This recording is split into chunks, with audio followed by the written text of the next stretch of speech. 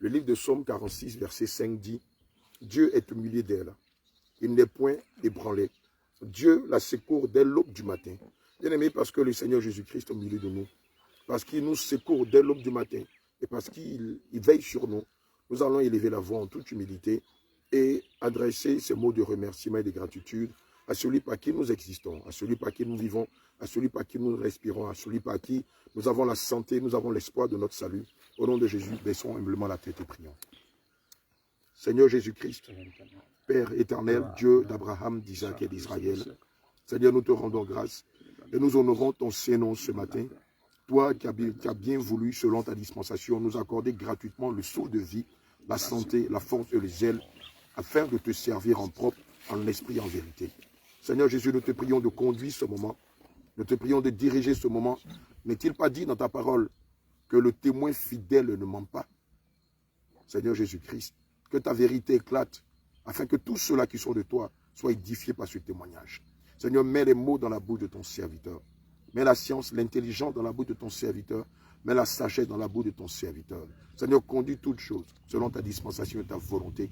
Et qu'une fois de plus, ton nom soit glorifié au milieu de nous. Au nom de Jésus, nous avons prié. Amen. Bien-aimés, nous sommes une fois de plus sur notre chaîne YouTube Jesus Come Soon TV et sur notre chaîne Réveil International Jésus Revient. Comme vous pouvez le constater, nous sommes encore dans la ville de Touba.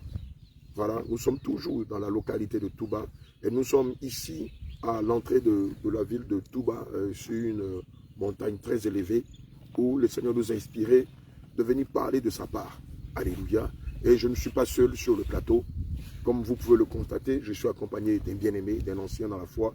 Alléluia. En l'occurrence, le pasteur Patrice Tau, voilà, qui nous vient de la ville de Zagné, voilà, dans la localité de Guiglo. Alléluia. Et évidemment, je parlais tout à l'heure des témoignages. Amen. La Bible dit dans le livre d'Apocalypse 12 au verset 11 que nous l'avons vaincu à cause du sang de l'agneau et à cause de la parole de notre témoignage. Et nous n'avons pas aimé notre vie jusqu'à craindre la mort. Évidemment, c'est le témoignage de notre bien-aimé Patrick Tau qui nous amène aujourd'hui à te parler. Nous allons commencer d'abord par les civilités. Amen. Évidemment, vous avez dit que vous appelez l'homme de Dieu Patrice Tau. Oui. Amen. Je vais vous poser la première question. Vous êtes né dans quelles conditions, dans quel type de famille à la base? Je suis né dans une famille amémiste. Amen. Voilà. Et cette famille adore donc des idoles. Voilà, une rivière qui est tout près du village, oui, est adorée.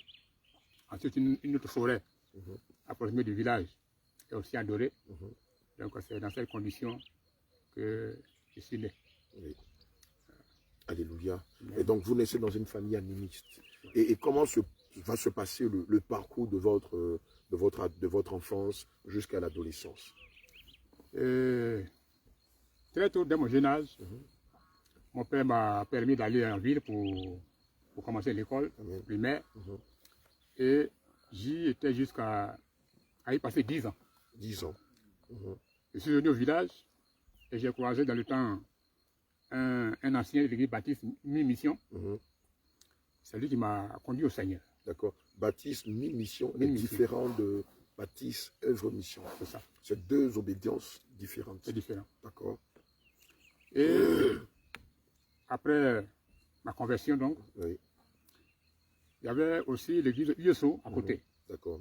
Voilà. Mais dans le temps, il y avait une fusion. Entre l'église USO et l'église baptiste mi-mission. Voilà. D'accord. On entend souvent les bien-aimés dire ma conversion a commencé en telle année. Quand vous dites conversion, c'est-à-dire vous étiez dans la sainte doctrine à cette époque-là? Ou c'était les églises de la voie large? C'était les églises de la voie large. D'accord. Donc ici, on ne va pas parler de conversion, n'est-ce pas? C'est ça. Alléluia. Donc les deux communautés vont fusionner. C'est-à-dire l'église baptiste mi-mission et l'église USO vont fusionner. C'est ça. Et que va se passer? Qu'est-ce qu'il va se passer à la suite de cette fusion? 5 ans après, les membres de l'église USO, d'abord ceux qui étaient à l'USO, à cause de la tradition de la Bible en langue guérée, se sont rallié, donc on fait fusion avec l'église baptiste. D'accord. Et lorsque les responsables USO ont constaté que ça ne pouvait pas les arranger, ils sont venus pour dire qu'il ne faudrait pas que vous soyez en fusion, restez USO. Si les membres de l'église baptiste sont là, voilà qui reste baptiste. Alléluia. Je veux bien comprendre la chose. Oui. Les deux communautés fusionnent parce qu'ils parlent la même langue, c'est-à-dire le même patois, le guéré. C'est ça. Alléluia. Or, la parole de Dieu nous dit dans le livre de Galates 3 au verset 28, il n'y a ni juif, ni grec, ni esclave, ni homme libre, il n'y a plus ni homme et plus ni femme, car tous, vous n'êtes qu'en Jésus-Christ. Alléluia. Amen.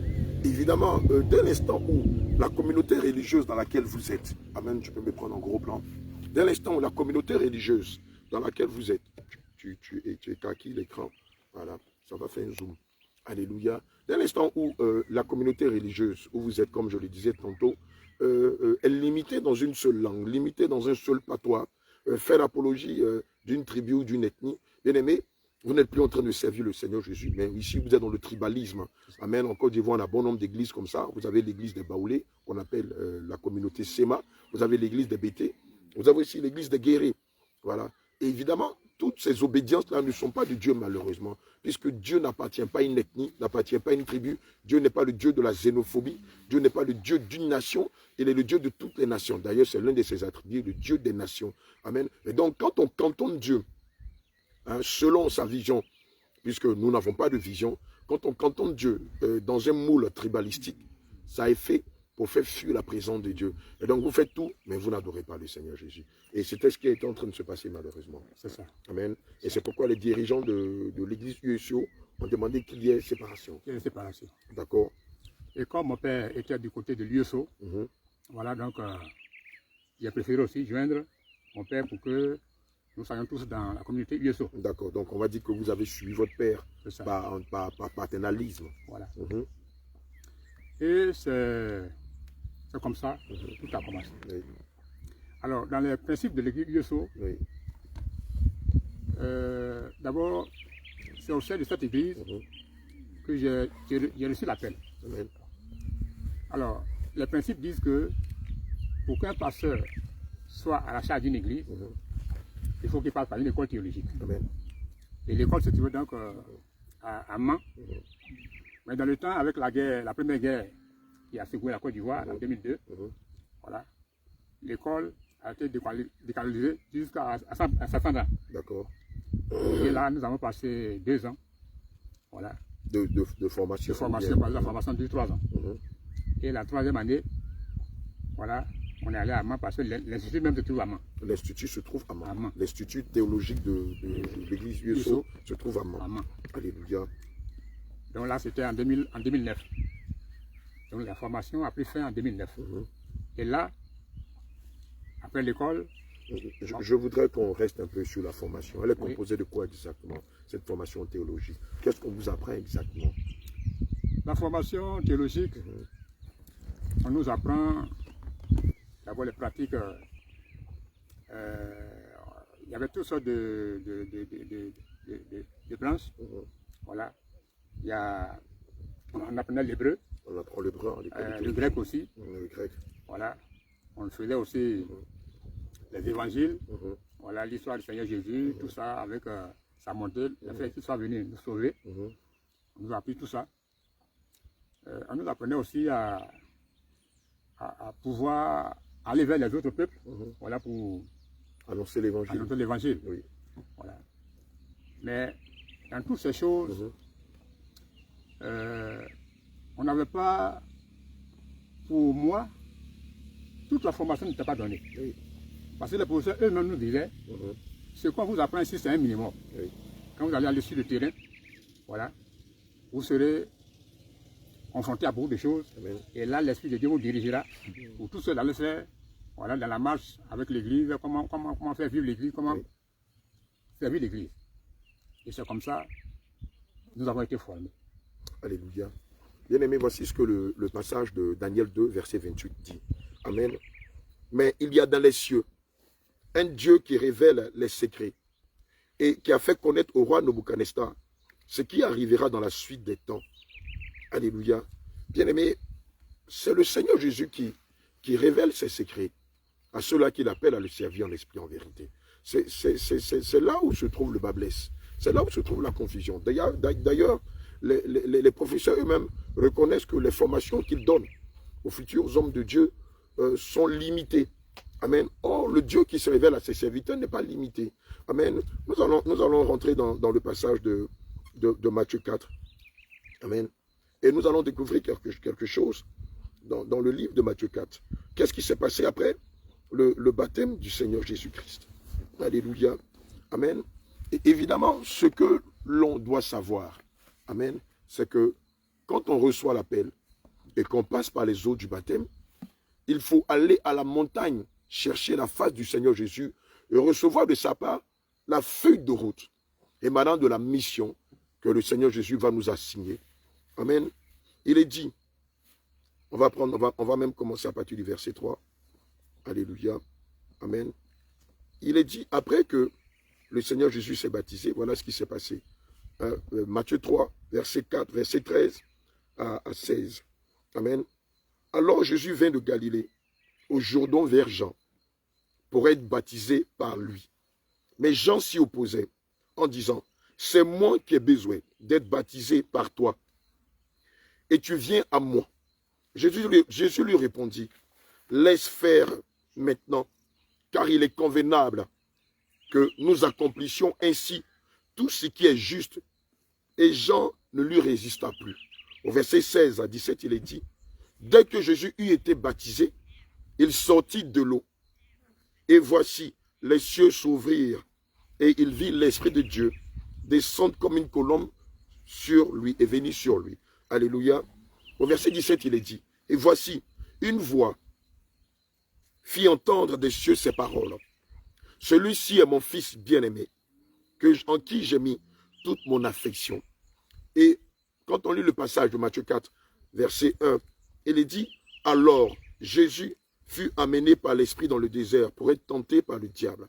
Et regarde au verset 2, il est dit, après avoir jeûné 40 jours et 40 nuits, il lui fait. Évidemment, lorsque vous recevez l'appel et que vous passez par les eaux du baptême, bien aimé, ce n'est pas l'école de théologie qui va vous former, c'est le Saint-Esprit qui va vous former. Mais comment? En allant à la montagne, comme nous sommes aujourd'hui là sur cette montagne.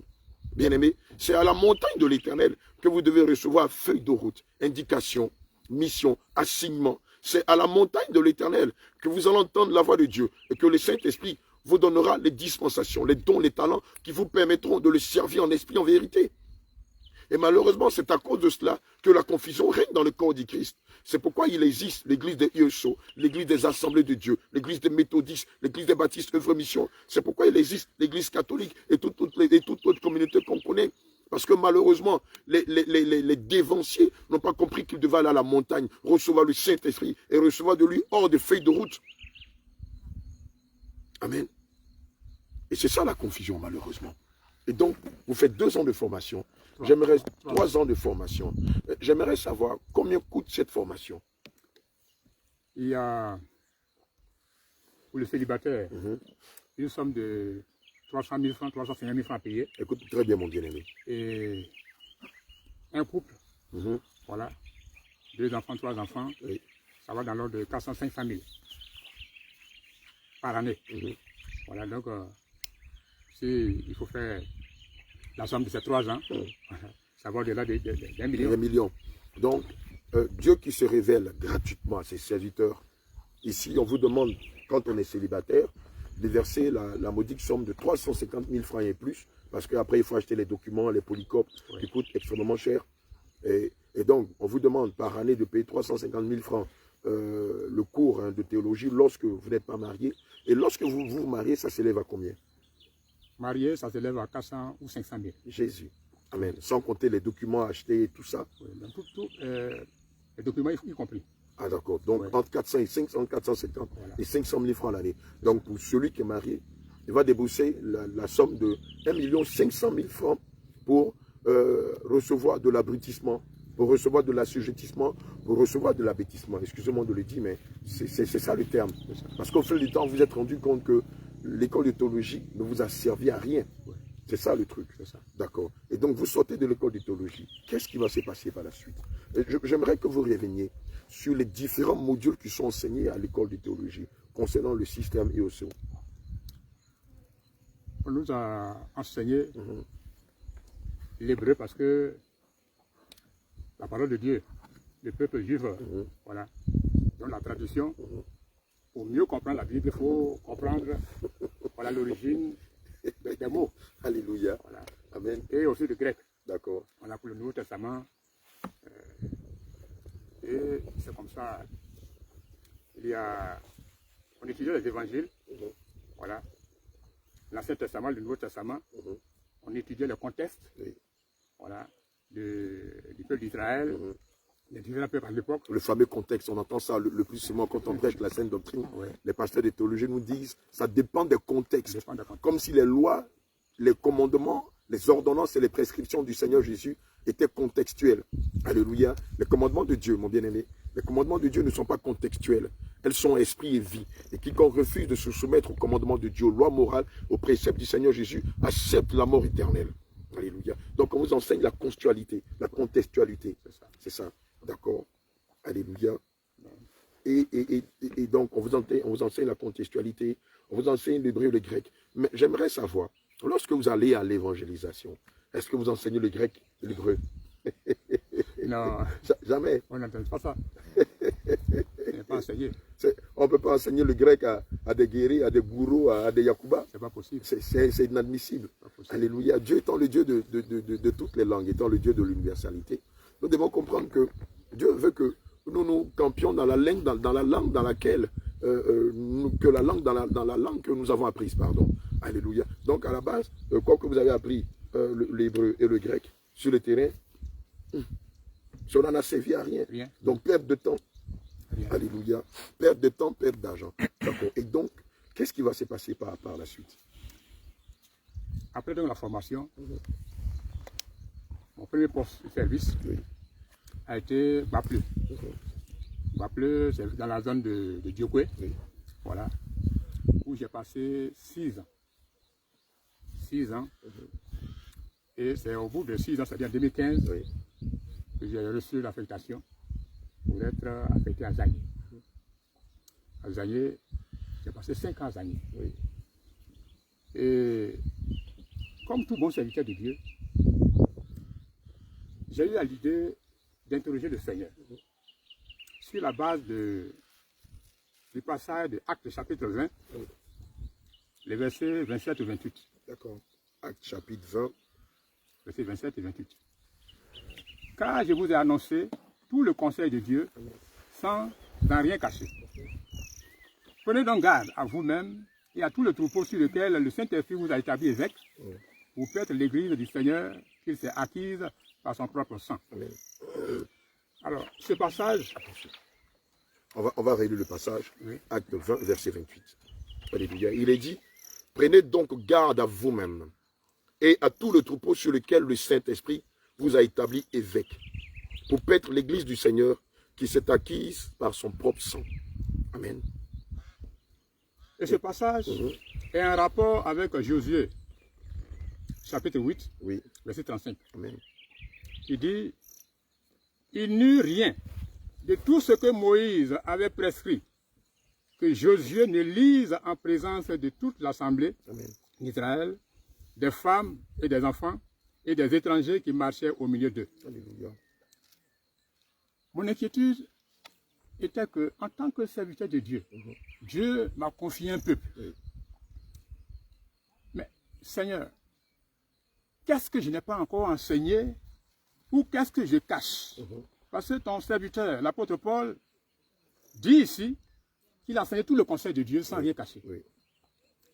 Il peut arriver que je lis la Bible de la Genèse jusqu'à l'Apocalypse, et puis je délaisse certains passages importants.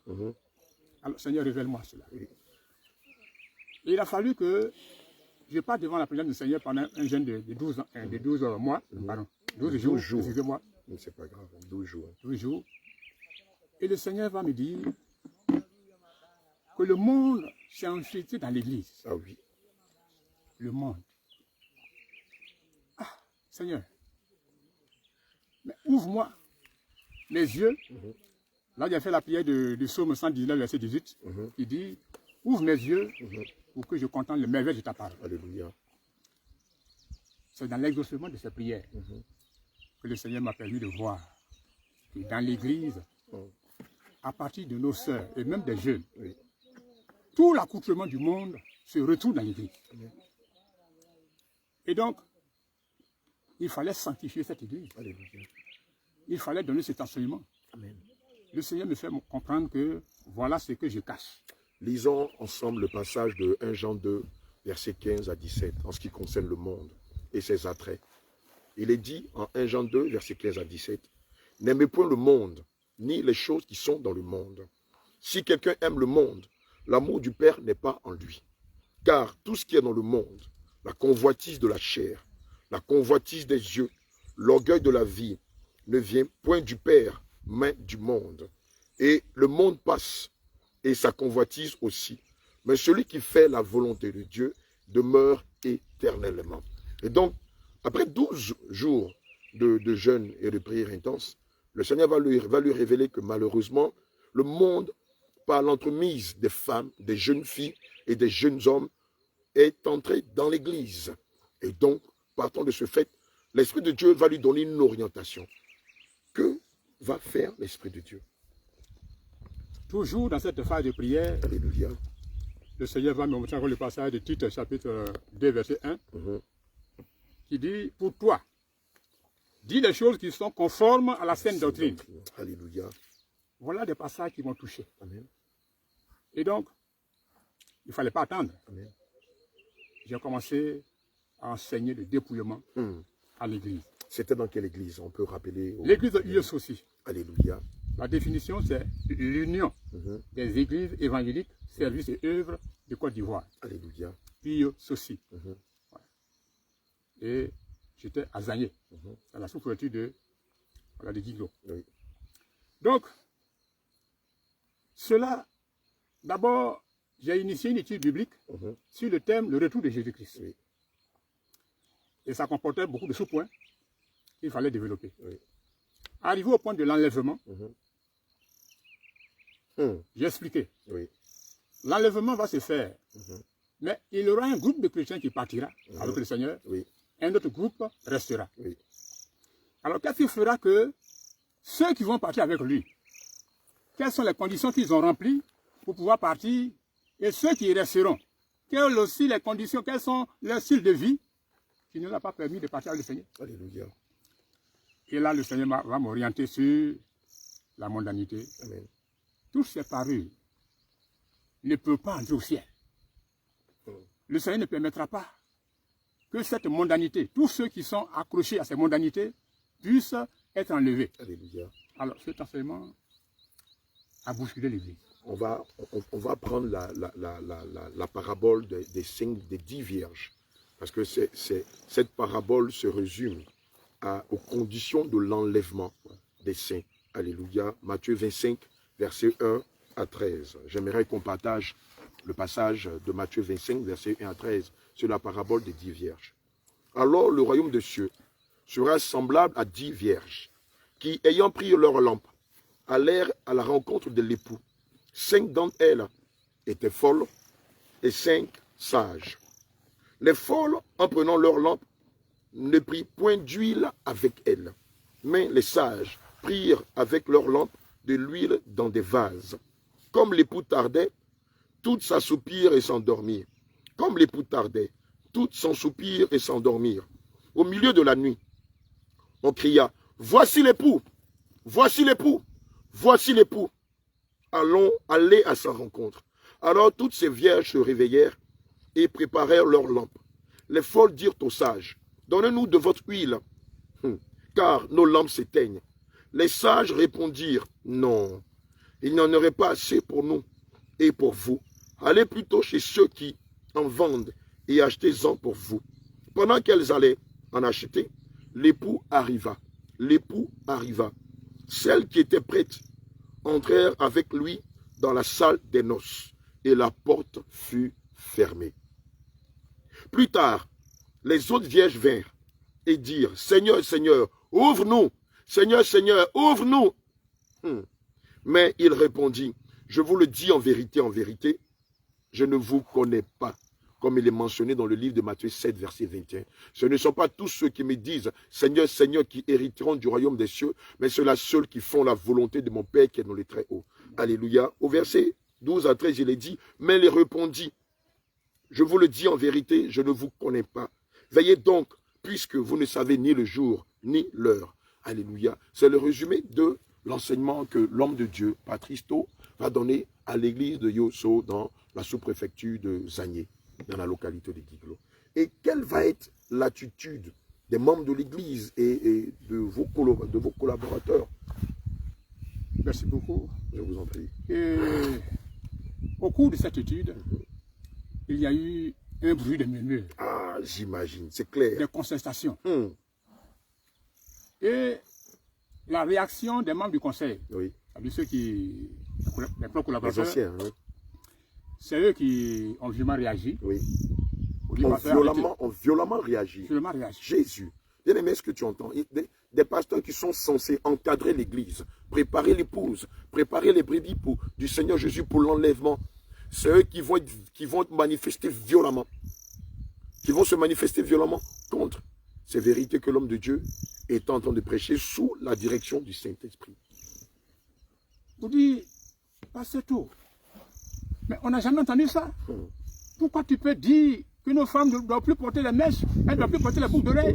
Mais ça, c'est un faux enseignement. Il faut arrêter ça. Oh Jésus. Et rapidement, ils ont alerté le régional. Waouh. En un temps record. Oui. Voilà ce que ton collègue enseigne ici. On n'est pas d'accord. L'église est troublée. Viens, tu vas voir ce qui se passe.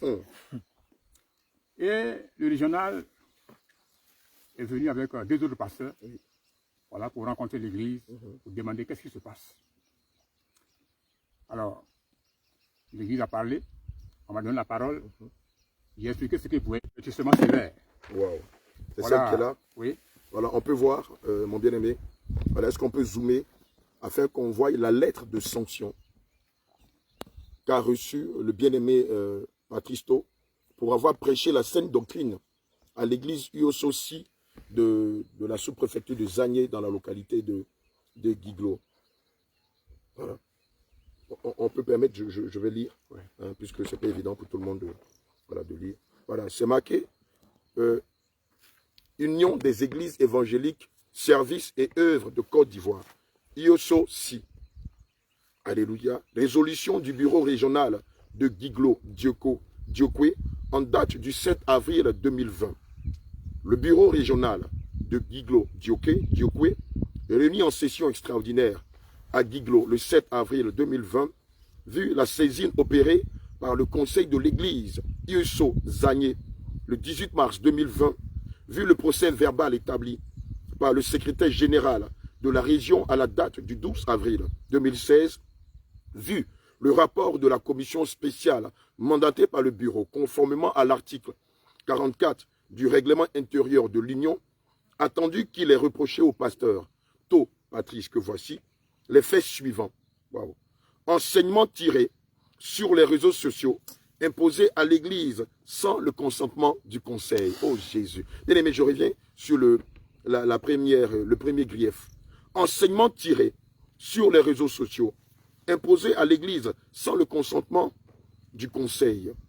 Interdiction des ports des alliances. Verser le reste de l'eau bu conduirait en enfer. J'ai pas compris ça. Verser le reste de l'eau bu conduirait en enfer. Oui. Ça, c'était le témoignage de la sœur Déborah. D'accord. Voilà. Le fait de gaspiller de l'eau, c'est ce qu'ils ont suivi comme ça. Ah, d'accord, ok. Attendu que les différents avertissements verbaux, ceux de la région et du secrétaire général de l'Union, n'ont pas produit les résultats escomptés, voire date, attendu que la récurrence de ces faits constitue une conduite en contradiction avec l'enseignement des Saintes Écritures, je suis sidéré, et des comportements contraires aux intérêts de l'Union. Quels sont les intérêts?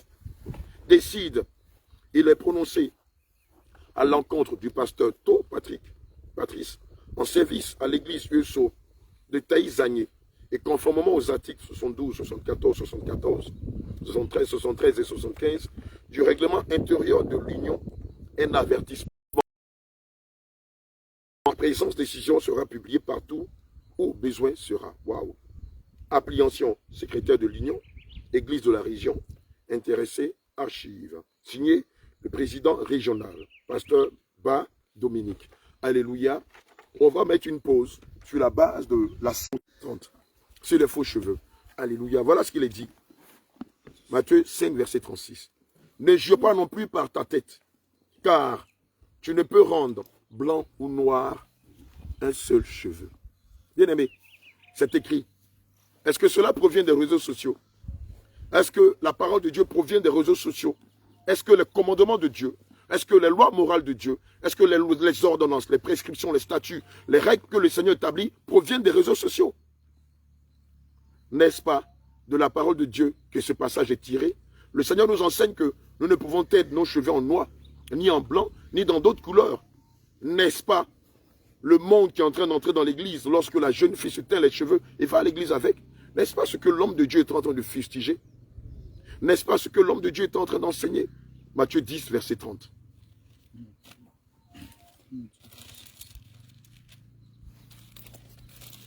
Je lis la parole de notre Seigneur avec grand respect. Et même les cheveux de votre tête sont tous comptés. Et même les cheveux de votre tête sont tous comptés.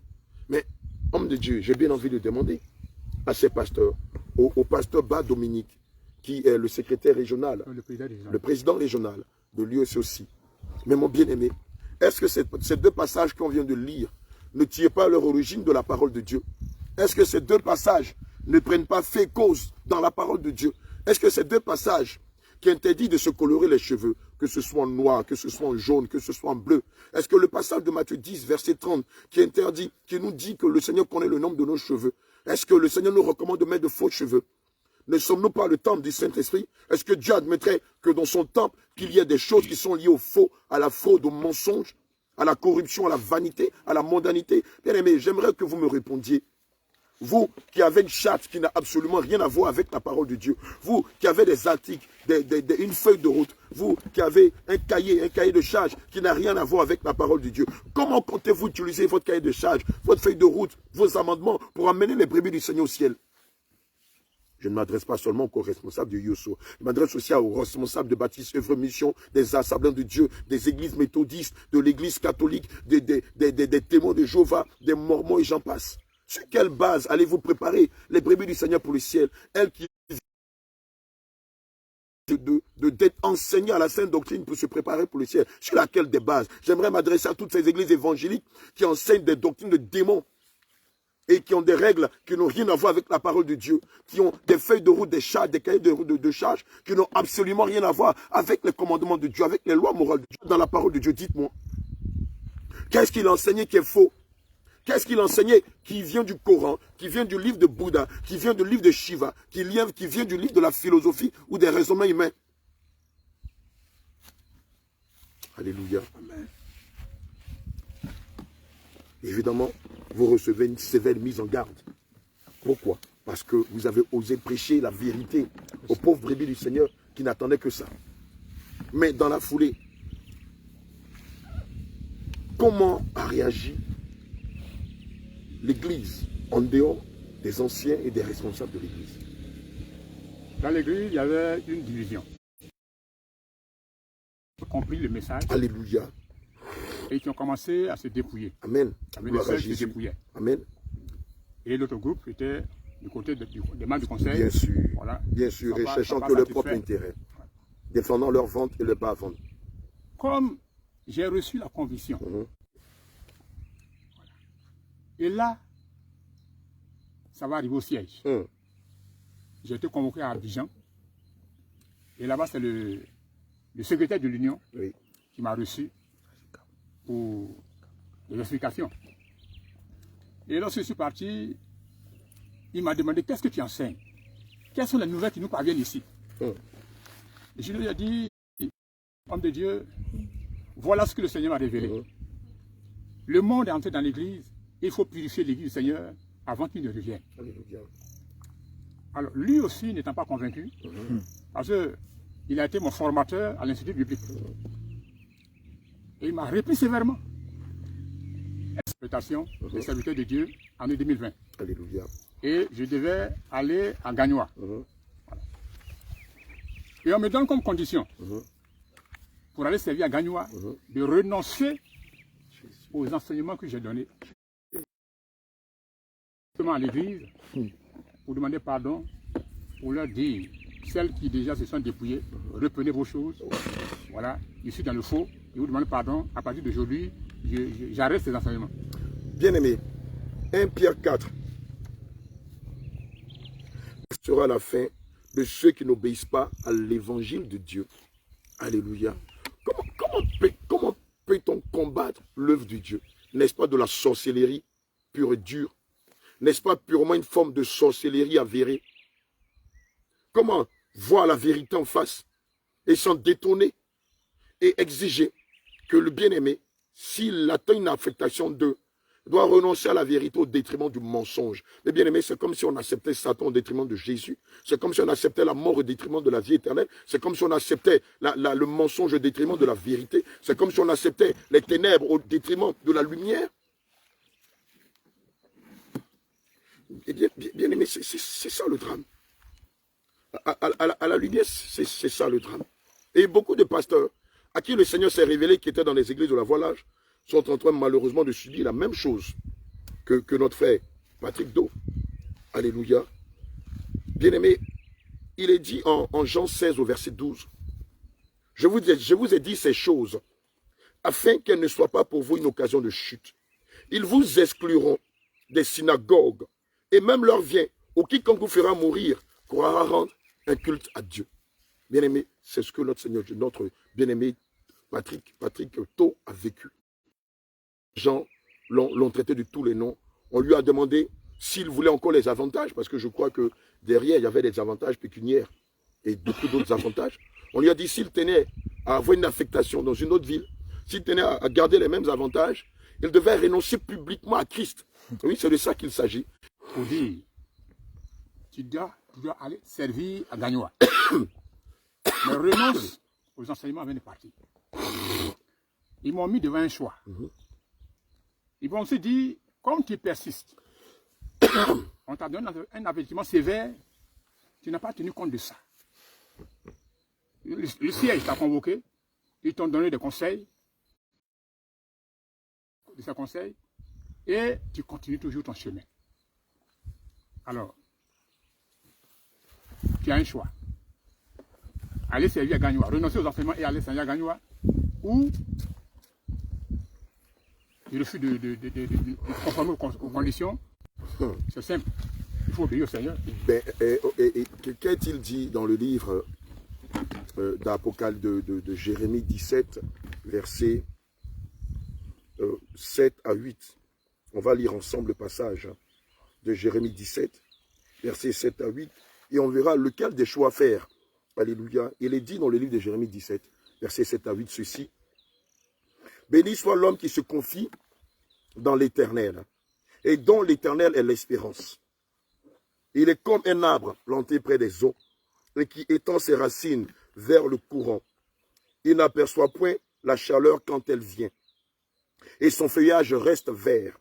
Dans l'année de la sécheresse, il n'a point de crainte, et il ne cesse de porter du fruit. Bien aimé, voici les fruits ou les caractères de ceux-là qui placent leur confiance en l'Éternel. Mais, à contrario, voilà ce qui se passe lorsque l'on place sa confiance dans son pasteur, dans son révérend, dans son guide, dans son gourou. Dans le même passage de Jérémie 17, versets 5 à 6, voilà ce qu'il est dit. Alléluia. Ainsi parle l'Éternel. Gloire à Jésus. Ainsi parle l'Éternel. Amen. Ainsi parle l'Éternel. Maudit soit l'homme qui se confie dans l'homme. Alléluia. Qui prend la chair pour appui et qui détourne son cœur de l'Éternel. Il est quand même misérable dans le désert. Il ne voit point arriver le bonheur. Il habite les lieux brûlés du désert, une terre salée sans habitants. Et donc, on vous demande de faire un choix entre Christ et Lucifer, entre la vérité et le mensonge. Quelle est votre réaction? J'ai préféré m'abandonner à la main du Seigneur. Alléluia. Et ça n'a pas tardé. On m'a déposé au village. Wow. On m'a dit, va, tu vas réfléchir, parce qu'on ne peut plus te garder ici. Tu ne pourras pas aussi aller servir à Gagnoua. Va au village, tu vas réfléchir. Donc, vous êtes radiés des rangs, des hommes de Dieu ou des pasteurs, parce qu'ici on ne peut pas parler des hommes de Dieu. Oui. Vous êtes radiés des rangs des pasteurs de l'IOSOCI, parce que vous avez refusé de vous soumettre à leur injonction au détriment de la saine doctrine. C'est ça. Et donc, vous êtes radiés. En ce moment, lorsque je suis allé au village, l'attestation de radiation n'était pas encore venue. D'accord. Donc, on va dire ici, c'est un licenciement provisoire, voilà. ou une sanction disciplinaire qui nécessite un renvoi provisoire. C'est ça. Et c'est dans la suite de ce temps qu'ils m'ont adressé ce courrier. On peut le montrer. Je vais le lire tout à l'heure, mais on va le montrer au corps du Christ.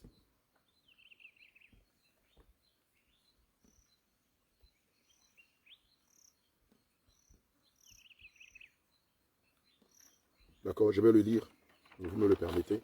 Voilà, il est dit dans ce courrier au pasteur Tho Patrice. Objet, infirmer et renoncer à votre enseignement hérétique. Cher pasteur, voilà, on dit que la saine doctrine est hérétique. Des hommes se lèvent contre la vérité de Dieu.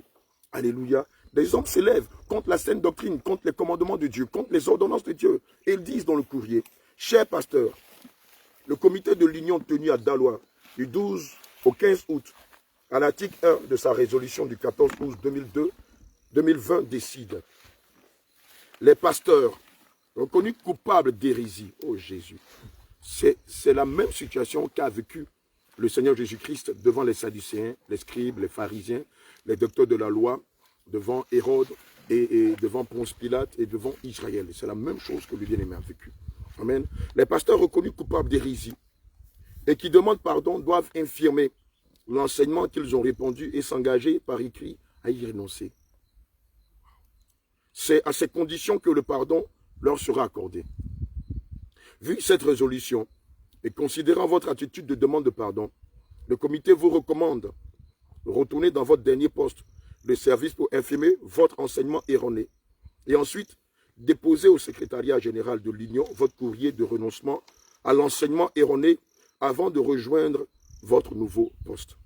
Toutefois, cette affectation est une dernière grâce, comme si c'est eux qui donnaient la grâce.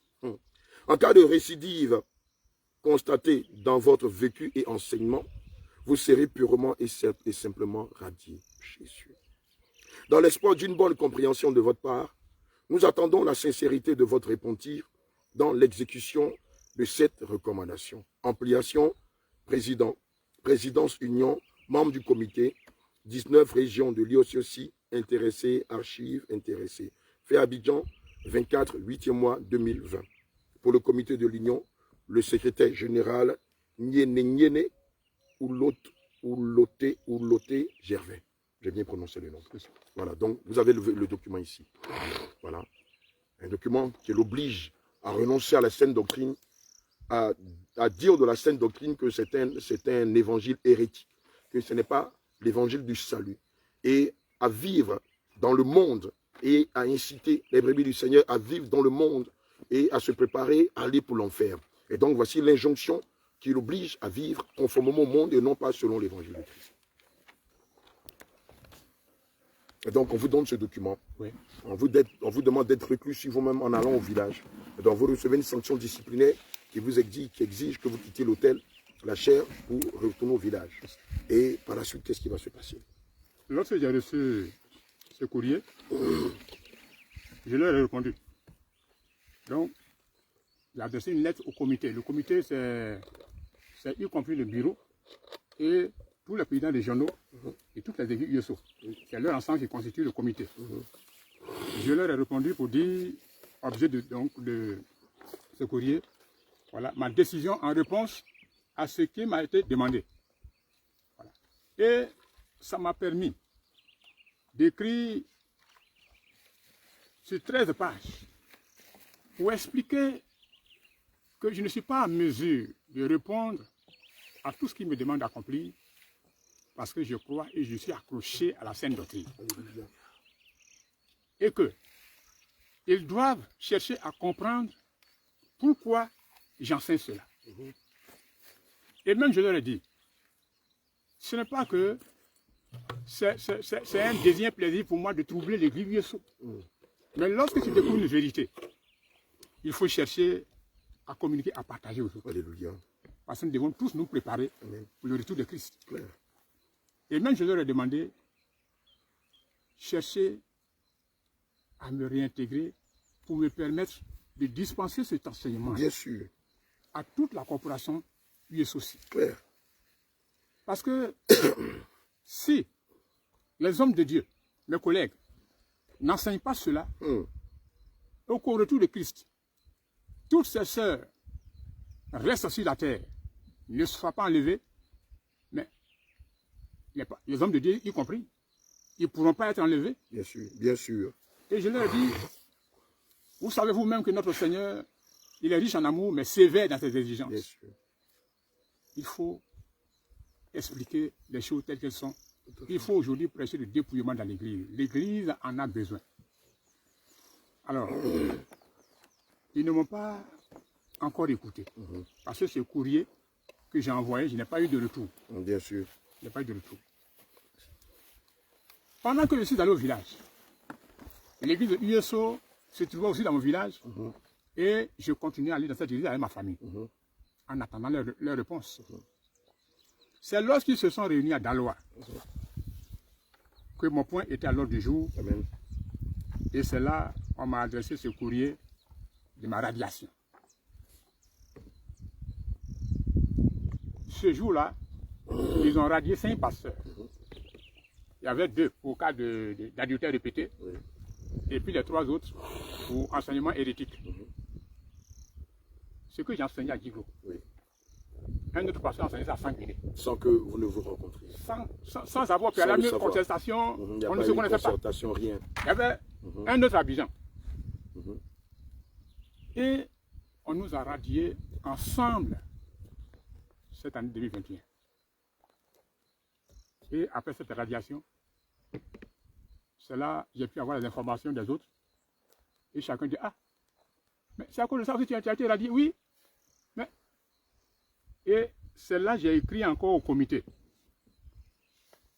Et là, cette lettre porte le titre « La visite du Seigneur à l'USOC ». Pour dire... Je vais lire le document tout à l'heure. Oui. Chers hommes de Dieu, peuple de Dieu, le Seigneur a visité notre institution USOC. Mais cette visite est passée inaperçue. Comment? Voilà 3 pasteurs qui enseignent une même chose sans avoir une concertation ensemble, sans que chacun sache ce que l'autre a enseigné. Et puis, au lieu de prendre la peine de nous convoquer. Pour nous écouter. Et pour discerner. Pour nous permettre d'exposer. Et de comprendre ce qu'on enseignait. Vous n'avez pas fait cela. Du coup, vous l'avez renvoyé. Mais ça, c'est une visite du Seigneur. Et dans le courrier, les 2 autres pasteurs ont connu une assise à Sanguiné. 3 pasteurs, 3 présidents régionaux les ont interrogés. Donc c'était une journée de débat. Et pendant cette journée de débat, il y avait une sœur, une chrétienne, qui s'était donné la peine de écoute très bien ce passage-là. Voilà. Tends bien l'oreille. Cette sœur s'est dit, je vais écouter, en tout cas les pasteurs, ce qu'ils vont dire, je vais écouter. Et c'est à cette sœur, pendant la séance de débat, le Seigneur va lui ouvrir les yeux. Qu'est-ce qu'elle va voir? Elle va voir derrière les 3 pasteurs qui interrogeaient les 2, une sirène dans toutes les parures de beauté que les 2 pasteurs déploraient sont en train de dénoncer. Elle voyait la sirène dans ces parures-là. Dans le témoignage de la sœur, elle dit, quand la sirène parle, elle n'entend pas la voix de la sirène, elle voit sa bouche remuer, mais automatiquement, ça dit simultanément, c'est un pasteur qui intervient et qui s'adresse aux 2. Ça veut dire que la sirène envoûtait, inspirait les 3 pasteurs, et c'était comme ça à tour de rôle jusqu'à la fin de la séance. Alléluia. La sœur suivait ça. Et au sortir de la réunion, elle va demander au Seigneur pasteur, tout à l'heure, dans la salle, vous avez remarqué la présence d'une femme très belle, qui avait les parures sur elle, tout ce que les deux pasteurs sont en train d'interdire. Je voyais ça sur elle. Vous l'avez vu? Les 5 pasteurs se regardaient. On n'a vu personne d'autre. Tu étais la seule femme parmi nous. Elle dit quoi? Donc du coup, elle a compris que c'était une vision. Elle dit tiens. Dans sa réflexion donc, elle s'est dit, c'est que ce que ces deux pasteurs sont en train de dire là, c'est la vérité. C'est Satan qui est derrière toutes ces choses-là. Tout à fait. Et à l'instant même, la soeur a commencé à se dépouiller. À se dépouiller. Oh, c'était là, encore la deuxième visite du Seigneur, pour permettre à ces 3 pasteurs-là de dire, même d'envoyer le message à l'union, au siège, pour dire que ce que les 3 pasteurs ont enseigné, c'est vrai. Notre sœur, qui ne sait rien de toutes ces choses, a vu une vision. Elle a vu une sirène qui nous a influencés, qui nous a inspirés, pour ne pas nous laisser convaincre par l'enseignement de ces deux. Alléluia. Et c'est vrai, au sortir de la réunion, aucun de ces 3 personnes ne s'est laissé convaincre. Bien aimé, voilà ce que le livre de Jacques 3, verset 1 dit. Mes frères, qu'il n'y ait pas parmi vous un grand nombre de personnes qui se mettent à enseigner, car vous savez que nous serons jugés plus sévèrement. Bien aimé, à quoi servirait-il à un homme de prétendre servir Dieu et de le servir sous la colère de Dieu? La Bible dit qu'au témoignage de 2 ou de 3, c'est la vérité. Le Seigneur va leur donner l'occasion à 3 reprises, selon 3 pasteurs différents, de prêcher le même langage, la bonne nouvelle, la sainte doctrine, l'évangile pur du Seigneur Jésus. En principe, ces 3 signes, ces 3 serviteurs de Dieu auraient dû être une interpellation pour eux, une occasion pour eux de se remettre en cause. Comment 3 personnes qui, préalablement, ne se sont pas concertées en le même langage, en le même verbe, le même évangile, sur le dépouillement du cœur, sur le dépouillement du corps, pardon, sur la sanctification du cœur, sur la sanctification de l'esprit, ne rentrant pas en eux-mêmes, étant voilés par Jézabel et son maître Satan, vont bien au contraire contester et réfuter cette grâce que le Seigneur Jésus leur tendait à bras ouverts. Pendant la concertation, pendant les échanges, une femme est dans l'assise et Dieu lui ouvre les yeux. Et elle réalise que les 3 pasteurs qui débattaient avec les 2 premiers qui prêchaient la sainte doctrine, ces 3 pasteurs qui contestaient la sainte doctrine, étaient possédés par Jézabel. Et c'est Jézabel qui les amenait à dire des arguments fallacieux qui contredisaient la parole de Dieu. Et à la fin, la dame va leur dire, mais vous n'avez pas vu ce démon qui était en vous et qui vous manipulait? Les 3 premiers pasteurs m'ont dit, non, on ne sait pas de quoi tu parles. Elle va leur dire, mais les 2 premiers qui prêchaient l'évangile de la sainte doctrine, il y avait une lumière sur eux. Et séance tenante, la dame va se dépouiller, sans même qu'on ait eu besoin de l'obliger ou de lui demander de faire quoi que ce soit. C'était un autre signe, c'était le 4e signe. Alléluia. Le Seigneur s'en est lavé les mains. Le Seigneur s'en est lavé les mains aujourd'hui. Et donc, à la sortie de là, l'homme de Dieu, Baptisto, va recevoir cette grosse. Une lettre de radiation définitive, c'est ça? Je vais vous la lire. Alléluia. Décision du 2 avril 2021. Portant radiation du corps pastoral pour faute grave, le pasteur Tegaï Yéron Pierre, c'est le premier. Le pasteur Zaro Upo, le 2e. Le pasteur Toussawin Mathias, le 3e. Le pasteur To Patrice, le 4e. Et le pasteur Tiemoko Richard. Donc les 5 vont être radiés du rang des pasteurs de l'IOSOCI. Les 3 premiers pour avoir prêché la sainte doctrine et les 2 autres pour constatation de cas d'adultère répétitive. Alléluia. Et voici ce que dit la grosse. Le président de l'Union, vu l'arrêté numéro 1146 CABAG du 4 juillet 1963 portant constitution de l'Union des églises évangéliques, services et œuvres de Côte d'Ivoire, IESOCI, vu les statuts et règlements intérieurs des églises IESOCI, et au regard des articles 72, 73, 74 et 75 relatifs à la discipline au sein de l'Union, Vu le procès verbal du comité de l'Union du 4 au 8 septembre 2019 à Mans. Vu la résolution numéro 001 du 6 septembre 2019 de l'Assemblée générale de l'IOSOSI Mans. Vu le procès verbal du comité de l'Union du 29 mars 2021 à Dalois. Vu le procès verbal de la 29e Assemblée générale ordinaire de l'IOSOSI du 30 mars au 2 avril 2021 à Dalois. Vu le procès verbal subséquent à la 29e Assemblée générale portant élection du président de l'IOSOSI et du vice-président de l'IOSOSI du 31 mars 2021, considérant les devoirs des membres de l'Église consistant à rendre un témoignage de sa foi par tous les actes et toutes les paroles d'une part et d'autre part, à s'abstenir de tout ce qui est contraire à la parole de Dieu et de nature à déconsidérer l'Église. Bien aimé, mais tout ce qu'il a dit est dans la parole de Dieu. À déconsidérer l'Église. Oui, on peut considérer que ce qu'il a dit était tenu à déconsidérer l'Église, mais puisque l'Église ne prêche pas la vérité, puisque l'Église n'indique pas la porte étroite et le chemin resserré, et bien entendu, l'homme de Dieu, en tant que bon berger, va éveiller les consciences et demander à ce que les brebis se réveillent, comme les 5 vieilles sages. Tel que prescrit par les épîtres aux Éphésiens 5, en plus, ils utilisent la parole de Dieu contre la parole de Dieu, n'est-ce pas de la folie? Voilà, par les épîtres aux Éphésiens 5, verset 8 à 11, 1 Corinthiens 10, verset 23, 14, 31, Philippiens 2, 14, 15, Tite 2, verset 1 à 11, 1 Pierre 2, verset 11 à 12, et Romains 12, verset 9 à 21. Considérant les récidives au mépris des conseils et des avertissements donnés à plusieurs.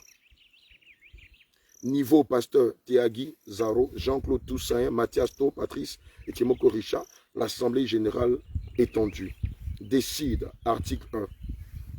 Soit radié de l'effectif du corps pastoral de l'Union des églises évangéliques, services et missions de Côte d'Ivoire.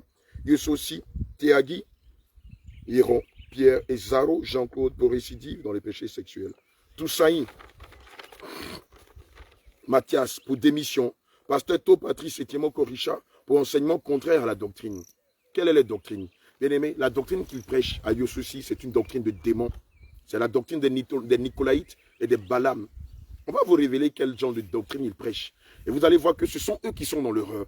Et s'il y a quelqu'un qu'on doit radier de l'IOSOSI, c'est le président de l'Union, de l'IOSOSI et tous ses comparses qui n'ont rien compris à l'évangile de Dieu. On va en revenir tout à l'heure. Voilà. Fait Abidjan le 2, 4e mois 2021. Président de l'Union, révérend Dr Gueux Siméon. Il s'appelle révérend. Regardez la confusion. Voilà une des confusions dont l'homme de Dieu parlait. Il se fait appeler révérend. Mon bien-aimé, qui est révéré? Est-ce qu'un homme peut porter le titre de révérend? Révérend, c'est l'un des attributs du Seigneur Jésus. C'est lui le révérend par excellence. Celui qu'on révère et non un homme. Et lui, qui finit de radier 3 hommes de Dieu qui prêchent la vérité, que Dieu a mandaté pour lui ouvrir les yeux, lui et sa famille, toute l'église. Il met son application, il met son cachet, il a la prétention de s'appeler révérend. Mon bien-aimé, réveillez-vous. Ce titre-là seulement peut vous conduire en enfer, parce qu'il est rempli d'orgueil. Les titres que nous connaissons, selon le livre d'Éphésiens 4, versets 11 à 12, c'est le titre d'apôtre. C'est la qualité d'apôtre. C'est le ministère d'apôtre, de docteur, d'évangéliste, de pasteur, de prophète. Où avez-vous tiré le titre de révérend? Les 5 ministères que le Seigneur établit, mon bien-aimé, répondez-moi. Où est marqué dans la Bible le titre de révérend? N'est-ce pas l'orgueil, la fanfaronnade qui vous pousse à agir de la sorte et à vous donner des titres par orgueil et par vanité? Qu'est-ce que l'homme de Dieu a prêché? Qui est contraire à la saine doctrine. Puisque dans la lettre de radiation, vous parlez de doctrine. Je suis étonné que vous avez une doctrine qui est contraire à celle de l'évangile. Et sur quelle base allez-vous préparer l'église de Yosso pour le ciel? Puisque l'enlèvement est bientôt. Puisque les temps sont finis. Puisque toutes les prophéties se sont accomplies. Puisque les signes de l'avènement du Seigneur Jésus sont tout proches. Puisque l'Antéchrist est déjà là. Il attend que les saints soient enlevés pour se manifester. Sur quelle base vous préparez votre église, Yosso, pour aller au ciel? Voilà ce que l'homme de Dieu a prêché. Que la fête de Noël n'est pas chrétienne. Vous la célébrez, n'est-ce pas? Voilà ce que l'homme de Dieu a prêché. Que la fête du 31 décembre n'est pas une fête chrétienne. Elle ne répond pas aux exigences du Seigneur Jésus. Que la célébration du 1er janvier, fête qu'on appelle la fête de Janus, ou la fête de Saint-Sylvestre, ne sont pas chrétiennes. Et puis on condamne quelqu'un qui ouvre les yeux. Mais en fait, le but c'est quoi? Le truc c'est quoi? En fait, c'est la cupidité. Parce que par ces fêtes, vous vous faites plein d'argent. Vous abusez de la naïveté, de l'ignorance des enfants de Dieu. Vous ne voulez pas qu'on dise la vérité aux enfants de Dieu, de peur que vos paniers de dîmes et d'offrandes soient vides. Le fait, parce que les paniers d'action de grâce seront vidés le 31 décembre. Mais lisons ensemble la Bible. On va voir tout ce que l'homme de Dieu a prêché, si c'est contraire à la parole de Dieu. Prenons le livre d'Exode 12, à partir du verset 1er et le verset 11. D'accord, vas-y. Exode 12, verset 1. Amen. L'Éternel dit à Moïse et à Aaron dans le pays d'Égypte, ce mois-ci sera pour vous le premier mois des mois. Il sera pour vous le premier mois de l'année. Parlez à toute l'assemblée d'Israël et dites, Amen. le 10e jour de ce mois, Le premier mois de l'année. Allons-y, au verset 11.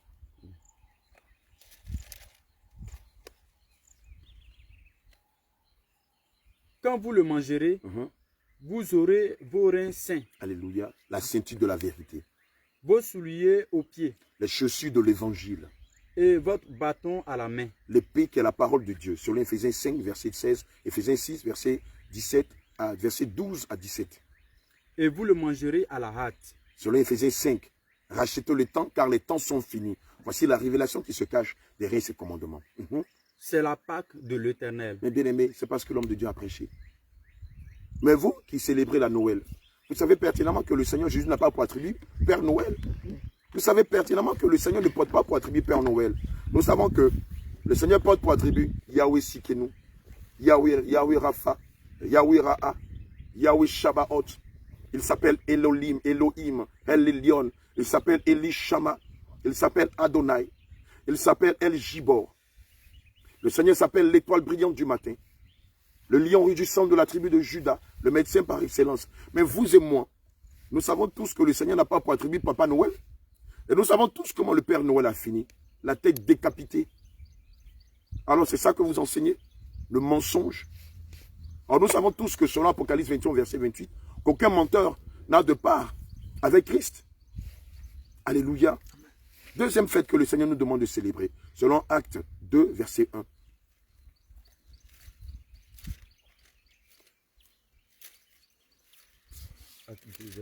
Alléluia.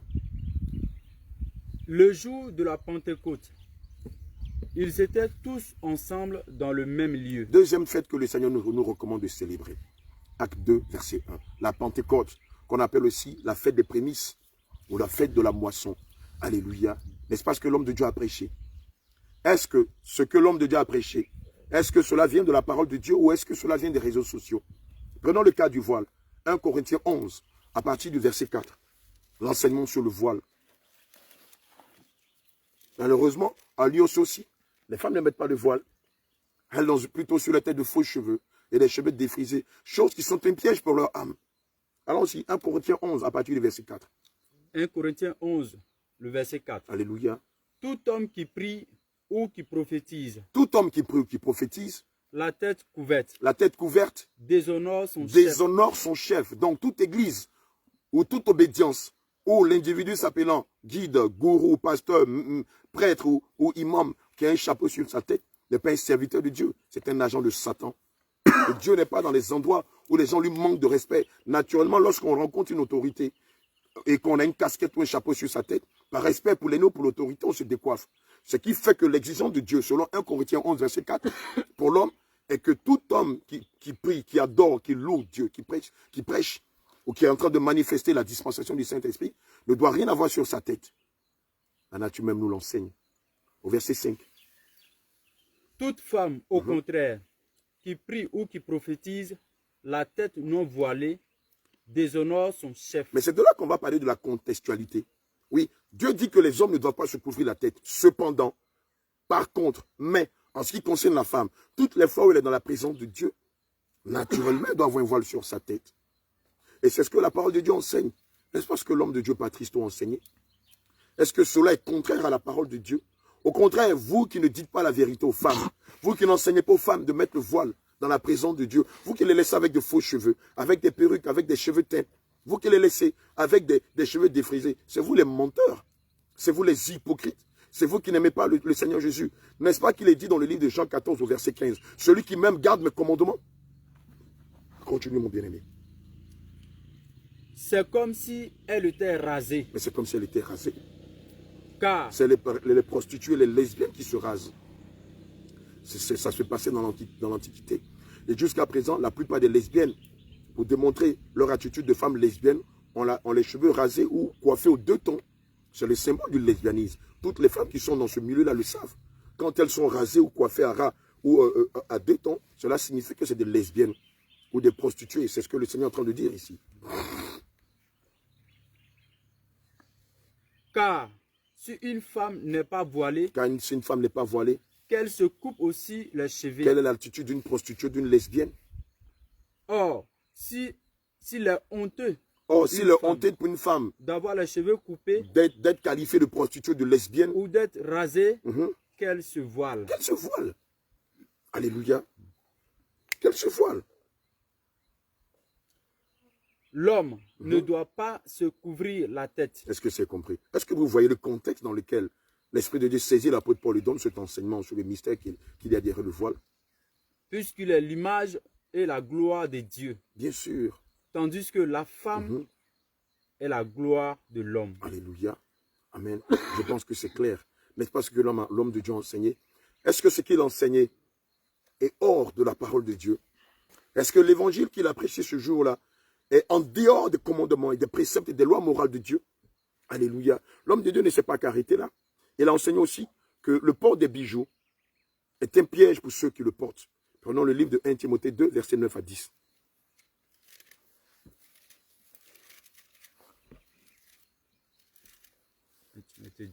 Versets 9 à 10. Je lis la parole du Seigneur. Alléluia. Je veux aussi que les femmes, vêtues d'une manière décente. Donc le Seigneur exige de la femme et même de l'homme que nous nous habillions décemment. Or, à Yeso, les femmes viennent en collant, elles viennent en mini, les chopes même portent des jupes qui leur arrivent à mi-genoux. Elles sont assises devant les pasteurs. Mais quelle perversité la vôtre. Quelle perversité. Ça ne vous dérange pas. Même au tribunal de Guiglo, il y a un tribunal à Guiglo, je crois. Même au tribunal de Guiglo, des juges, des procureurs, des magistrats qui ne savent rien de la sainte doctrine interdisent formellement aux jeunes filles, aux femmes de venir en pantalon, en mini-jupe, en vêtements sexy, rencontrer le procureur, le magistrat ou le juge. Eux, ce ne sont pas des serviteurs de Dieu. Ce ne sont que des autorités. Eux ne savent rien de la sainte doctrine. Et vous qui prétendez être des hommes de Dieu, vous qui prétendez préparer l'église de Yosso pour le ciel, vous admettez que des gens viennent dans vos églises, dans vos communautés. Oui, ce sont vos églises, puisque c'est vous les fondateurs. Dans vos communautés, habillés de façon dévergondée. Là où même à la mairie, là où au tribunal, ou là où dans certaines institutions de l'État, il interdit aux jeunes filles, aux jeunes garçons de s'habiller de façon légère. Vous qui avez le droit, vous à qui Dieu s'est révélé et qui vous a demandé de préparer son église, vous permettez que le monde s'introduise dans l'église. Et lorsque le Seigneur se révèle à ses serviteurs pour leur dire, vous êtes en train de vous tromper, vous êtes en train d'emmener l'église dans le décor, vous vous braquez contre eux, vous les renvoyez. Parce qu'en fait, vous êtes des agents de Satan. Voilà ce que vous êtes à la vérité. Parce que vous êtes comme Dathan, Corée, Biram. Parce que vous êtes comme Judas Iscariote. Parce que vous êtes comme Ève. Vous n'aimez pas Dieu à la vérité. Oui, vous vous sucrez sur le nom du Dieu vivant. Vous abusez des pauvres brebis. Vous prenez les dîmes et les offrandes. Vous vous gavez avec. C'est pour ça que vous avez des gros ventres. Et c'est pourquoi tout ce qui vous intéresse, c'est l'argent, l'argent, l'argent. Donnez-vous, vous serez bénis. Et bien aimé, Marc 8, verset 36 à 37, n'a-t-il pas dit à quoi sert-il un homme de gagner le monde et de perdre son âme? Ces faux cheveux peuvent faire amener qui au ciel? Où vous avez vu que des faux cheveux, des mini-jupes, des femmes à pantalon soient allées au ciel? Où? Démontrez-nous dans la Bible où Dieu demande à la femme de s'habiller de façon dévergondée. Où Dieu demande aux gens de porter des bijoux. Où Dieu donne comme commandement, comme loi morale, comme recommandation de porter des dieux étrangers et d'emmener le monde devant lui. Vous n'avez pas honte. Vous êtes pire que Judas Iscariote. Alléluia. Allons-y. Les femmes vêtues d'une manière décente, avec pudeur, et modestie. Ne se parent ni de tresse. Se parer, ça veut dire ajouter. Parer, ça veut dire ajouter, orner. Qu'elle n'ajoute pas de faux cheveux. C'est ce que le Seigneur est en train de dire. Vous pensez que cette façon mondaine de faire les choses a commencé aujourd'hui? Il y a 2000 ans, il y a 3000 ans, il y a des femmes qui mettaient des faux cheveux. Vous pensez que c'est la première fois? Il y a 2000 ans, il y a 3000 ans, des femmes se dépigmentaient la peau. Des hommes vivaient dans la polygamie. Vous pensez que ce que le Seigneur dit, c'est seulement pour les siècles présents? Il a dit il y a 6000 ans de cela. Parce qu'il y a des personnes comme vous, malheureusement, qui vivaient dans la mondanité et qui voulaient amener la mondanité dans le monde. L'apôtre Paul à Corinthe était confronté à cela. Pierre a été confronté à cela. Comment ça se fait que l'apôtre Pierre et l'apôtre Paul ont le même langage? Vous ne voyez pas que c'est le Saint-Esprit qui les instruisait? N'est-il pas dit qu'au témoignage de 2 ou de 3, c'est la vérité? Si l'apôtre Pierre l'enseignait et que vous dites non, c'était à Corinthe, et que l'apôtre Pierre vient l'enseigner, et là, c'est où maintenant? L'apôtre Pierre qui l'enseigne, ça est où maintenant? Dites-moi. Confusion. Alléluia. Allons-y. Ni d'or, ni de perles, ni d'habits somptueux, mais qu'elle se part de bonnes œuvres. Bien aimé, lorsqu'on dit ni d'or, ni de perles, ni d'habits somptueux, ça veut dire quoi? Ça veut dire jamais. Que le corps du Christ ne doit jamais porter de bijoux en or. Le Seigneur met la barre haute. Il met la barre haute en parlant d'or. Quoique en sachant que derrière l'or, ou en deçà de l'or, il y a de l'argent, il y a l'inox, il y a le métal blanc, il y a le topaz, il y a l'onyx, il y a le cuivre, il y a le zinc, il y a les reins. Et donc toute cette catégorie de pierres précieuses, le Seigneur ne veut pas qu'on les mette sur nous. N'est-ce pas que quand on les porte, on est frappé d'orgueil? N'est-ce pas que lui-même, Lucifer, était rempli de toutes ces pierres précieuses? Et c'est pour ça qu'il a commencé de frapper d'orgueil. Alors nous savons tous que Dieu résiste aux orgueilleux. Et aucun orgueil n'a de place au ciel. Alléluia. Et notre doctrine que l'homme de Dieu a enseignée. 1 Corinthiens 14, versets 33 à 38. Sur la femme qui ne peut pas prendre autorité dans l'assemblée des saints et enseigner les brebis du Seigneur. Est-ce que ça vient des réseaux sociaux ou est-ce que ça vient de la parole de Dieu? Voyons tous ensemble. 1 Corinthiens 14, verset 34. 33 à 38. Okay. Car Dieu n'est pas un Dieu de désordre, Alléluia. mais de paix. Amen. Car comme dans toutes les églises des saints, Comme dans toutes les églises des saints. que les femmes se taisent dans les assemblées. Regardez l'impérativité. On leur dit que les femmes se taisent. Car il ne leur est pas permis d'y parler. le Seigneur Jésus dit car il ne leur est pas permis d'y parler. Parler ici, c'est prendre autorité. C'est se mettre à la chair. C'est diriger, c'est gouverner, c'est conduire. Non, le Seigneur ne le permet pas. Mais qu'elles soient soumises. Mais qu'elles soient soumises. Selon que le dit aussi la loi. Mais bien aimé, quelqu'un a dit que c'est contextuel. J'ai entendu plein de pasteurs balafras, d'agents de Satan, de pasteurs frappés d'analphabétisme spirituel et de l'illettrisme spirituel qu'on dit non, que c'est contextuel. Paul ici fait ressortir la loi. Dans la parole de Dieu, Paul dit, comme le dit aussi la loi. Ce qui sous-entend quoi? Ce qui sous-entend que ce n'est pas Paul qui parle, puisqu'on veut faire croire que Paul parlait dans la chair. Mais bien aimé, lorsque tu dis que Paul parlait dans la chair, tu es en train de dire que toute la parole de Dieu est établie sur la chair. Et non, ce n'est pas un livre de révélation. Tu es en train de mettre en doute toute la parole de Dieu depuis le livre de la Genèse jusqu'à l'Apocalypse. Paul ne parle pas de son propre chef. Il dit comme le dit aussi la loi. Exode 29, verset 4, verset 7, verset 8 dit quoi? Que le Seigneur s'est choisi Aaron, Moïse et ses petits-fils pour faire le sacerdoce. Et ce sera une loi perpétuelle de génération en génération. Cela veut dire quoi? Le Seigneur choisit des hommes qu'il établit pour être sacrificateurs lévites, non pas des femmes. La Bible dit que Christ est le même hier, aujourd'hui, éternellement. Bien aimé, ne me prenez pas. Juge 4.4 me dit oui que Déborah était prophétesse. Mais oui, elle était prophétesse, mais elle dit quoi? Qu'elle était juge. Et les gens allaient à la montagne des palmiers de Déborah pour être jugés, non pas pour prophétiser. Si Dieu lui avait donné une autorité quelconque, bien aimé, ce ne sera pas sur une montagne, sur une colline, sous un palmier qu'elle sera en train de faire son œuvre, mais plutôt dans la tente d'assignation ou dans la synagogue avec les lévites et les sacrificateurs. Tu n'as rien compris. Et c'est pour ça que vous le condamnez. Parce qu'il a eu le courage d'ouvrir les yeux aux brebis du Seigneur Jésus. Parce qu'il ne s'est pas soumis à vos chartes. Parce qu'il n'a pas respecté vos articles. Parce qu'il n'a pas respecté votre feuille de route qui est diamétralement opposée au commandement de Dieu. N'est-ce pas qu'il est dit que celui qui m'aime garde mes commandements? Et dans Jean 14, verset 21, dit quoi? Celui qui garde mes commandements, je l'aimerai, je me ferai connaître à lui. Et mon Père aussi se fera connaître à lui. Et nous viendrons chez lui. Je ne sais pas que lorsque le Seigneur te dit qu'il viendra chez toi, c'est de t'emmener chez toi, à la maison au ciel, dans ta patrie céleste. Mais comment tu peux hériter du royaume des cieux si tu refuses la vérité? Elle est toute faite, elle est écrite devant toi. Et tu dis non, ce n'est pas la vérité. Mais si la parole de Dieu n'est pas vérité, qu'est-ce qui est la vérité pour toi? 1 Corinthiens 10, verset 27 dit quoi? Que la foi vient de ce qu'on entend, et ce qu'on entend vient de la parole de Dieu. Mais si tu refuses la parole de Dieu, si tu refuses la foi qui est la parole de Dieu, mais sur quelle base le Seigneur pourra-t-il sauver ton âme lors de la grande contestation, lors de la grande confusion, lors de l'enlèvement, lors de la grande confusion. On parle humain ici, on parle humain ici. Mon pasteur ne m'a pas dit, non, mon pasteur dit qu'il ne faut pas qu'on suive la vérité. Alors donc, toi, tout bonnement, tu suis ton pasteur sans prendre la peine d'appliquer ce que le livre de Josué 1, verset 8 dit. Médite ce livre de la loi jour et nuit et agis fidèlement selon ce qui est écrit. C'est alors que tu réussiras, c'est alors que tu auras du succès dans toutes tes entreprises. Je ne sais pas que le Seigneur te demande de t'attacher à sa parole et par elle, tu auras la vie éternelle.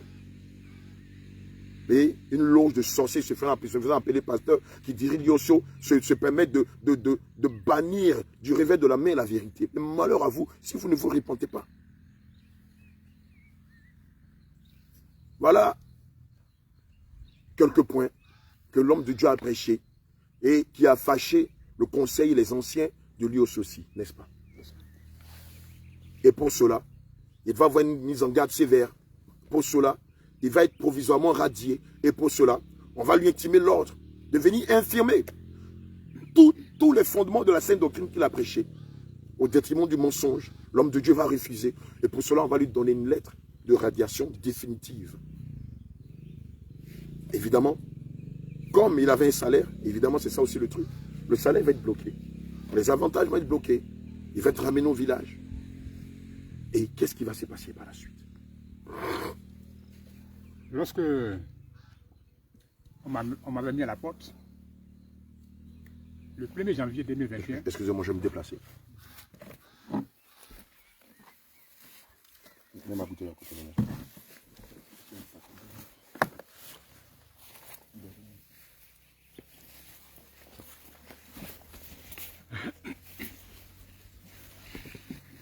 Alléluia. Excusez-moi.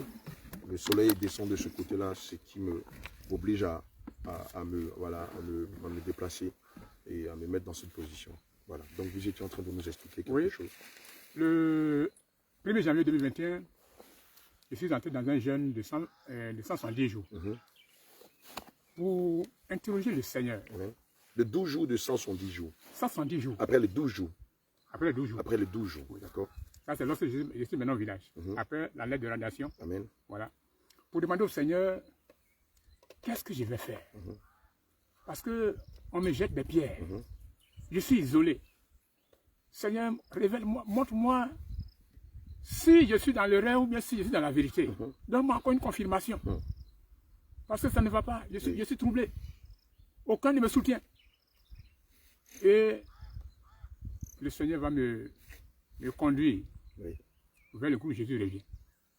Dans le temps, je ne savais pas, je ne connaissais pas l'existence de ce groupe.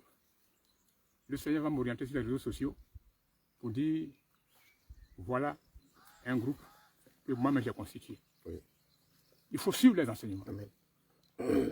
Parce que je demandais au Seigneur, je veux des collaborateurs. Je ne dois pas être isolé tout le temps. Bien sûr. Et il faut aussi dire que ça a été aussi une persécution, d'abord aussi interne et puis externe. J'imagine. L'Église me persécutait. Oui.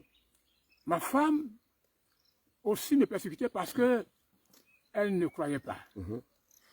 Elle était troublée par le fait que nous avons été déposés au village, voilà, sans soutien. Oui. Alors, elle me dit, elle ne peut pas me suivre. Mon problème reste mon problème. Le jour où Dieu répondra pour que la situation s'améliore, voilà, elle peut changer d'ailleurs, elle peut changer de comportement. Et cette persécution subsiste encore aujourd'hui. Alléluia. Et même je demande du soutien de la prière pour que le Seigneur lui fasse comprendre ces vérités. Amen. Parce que lorsque je suis allé au village, pour ne pas croiser les bras, j'ai trouvé à côté du village un préau, voilà, où j'ai commencé la prière, voilà, pour dans l'évangélisation autour du village. Voilà. Bien aimé, le livre de Luc 23, verset 31 dit, « Car si l'on a fait ces choses au bois vert, qu'arrivera-t-il au bois sec ?»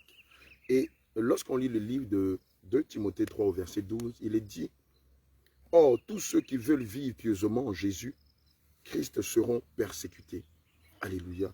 Et donc, radié du rang des pasteurs de Lios aussi, ayant vu son salaire bloqué définitivement, son épouse, un peu comme la femme de Job, va lui dire, moi je ne suis pas d'avis avec toi. On était en Égypte, on avait beaucoup d'avantages, on était à l'abri du besoin, et maintenant que tu nous as fait sortir de l'Égypte, voilà qu'on est sans argent, on ne peut pas manger à notre faim, on n'a plus de pitance, et on nous ramène au village. Moi, je ne peux pas suivre cet évangile-là, je préfère rester en Égypte. Et c'est comme ça que beaucoup de femmes, de véritables serviteurs, dont leurs époux ont rencontré la sainte doctrine et qui la prêchent, malheureusement, ces femmes-là combattent leur mari. Pourquoi? Parce qu'ayant perdu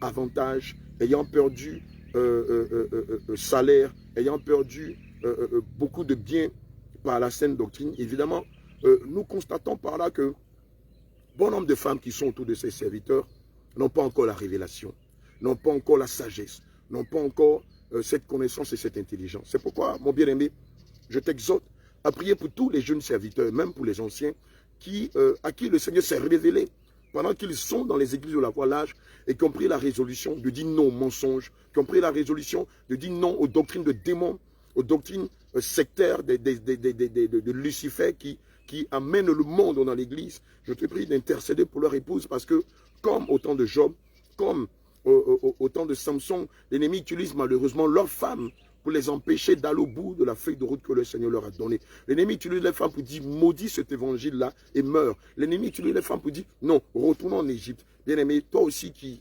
subis la persécution de ton épouse, qui exige que tu retournes en Égypte, bien-aimé, quel que soit Alpha, n'y retourne pas. Fais comme l'autre, sois persévérant. Si elle veut que tu maudisses la sainte doctrine, si elle veut que tu maudisses Jésus, dis-lui non, que j'ai la conviction, j'ai la pleine conviction que l'évangile que le Seigneur m'a révélé est la vérité.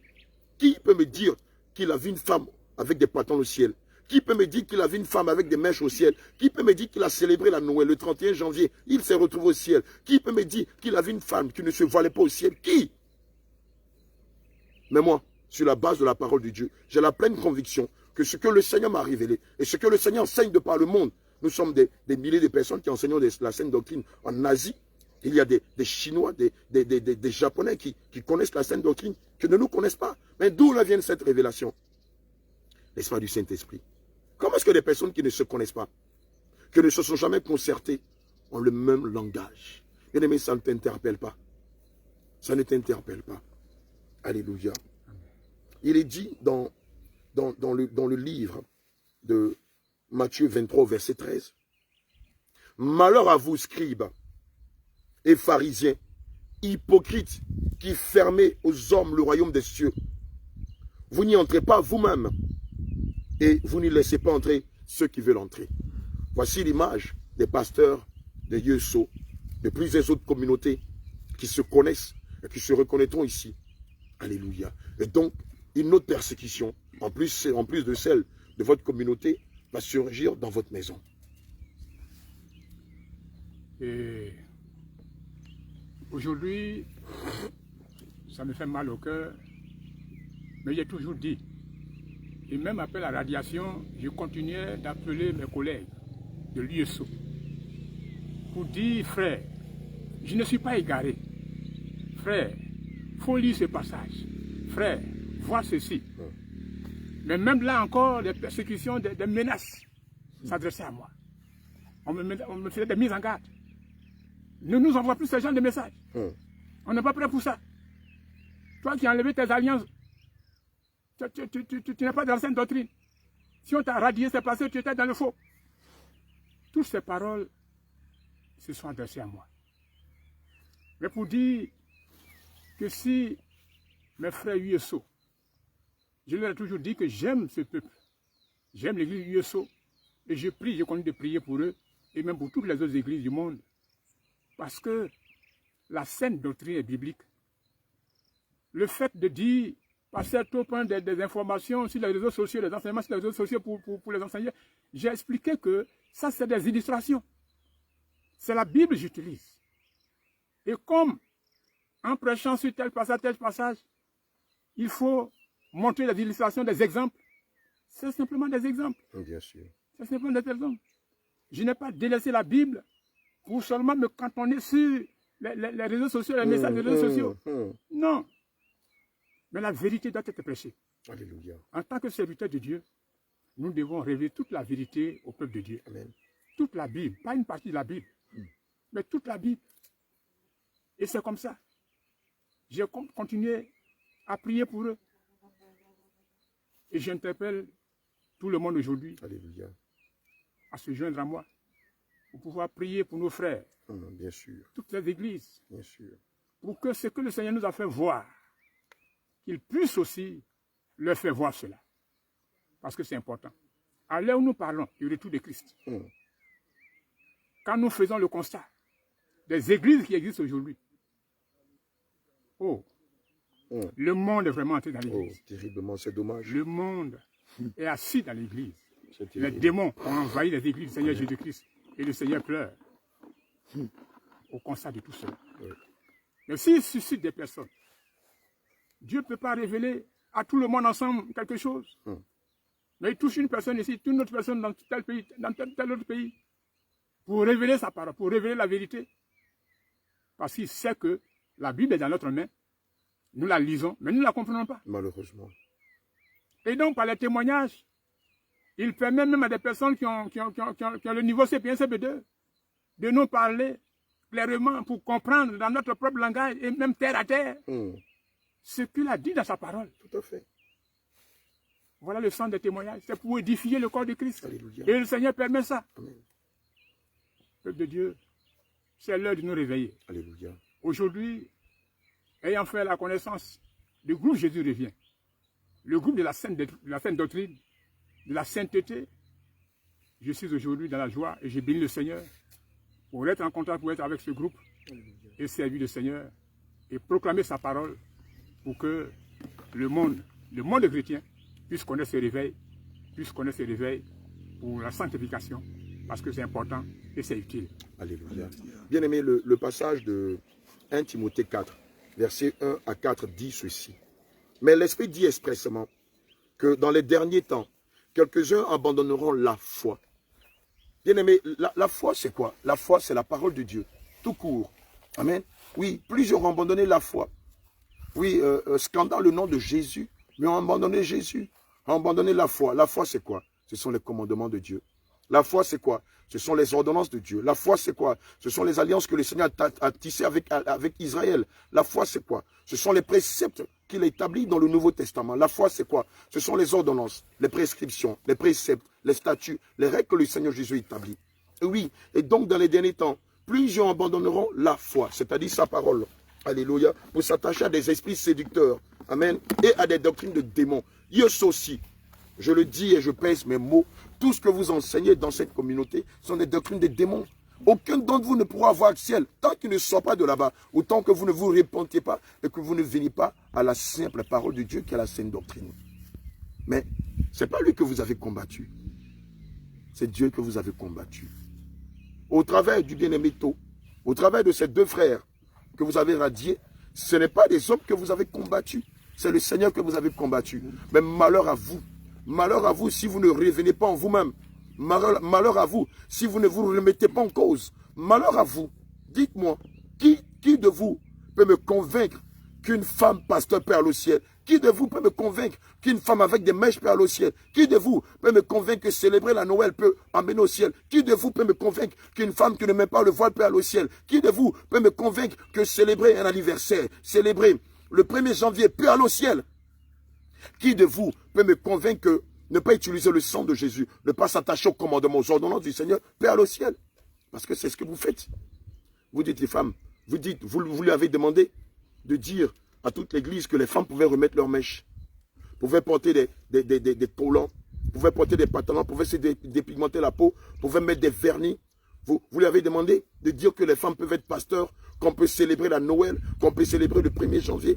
Vous lui avez demandé de tout enseigner, sauf préparer l'église sur la parole de la sainte doctrine pour le ciel.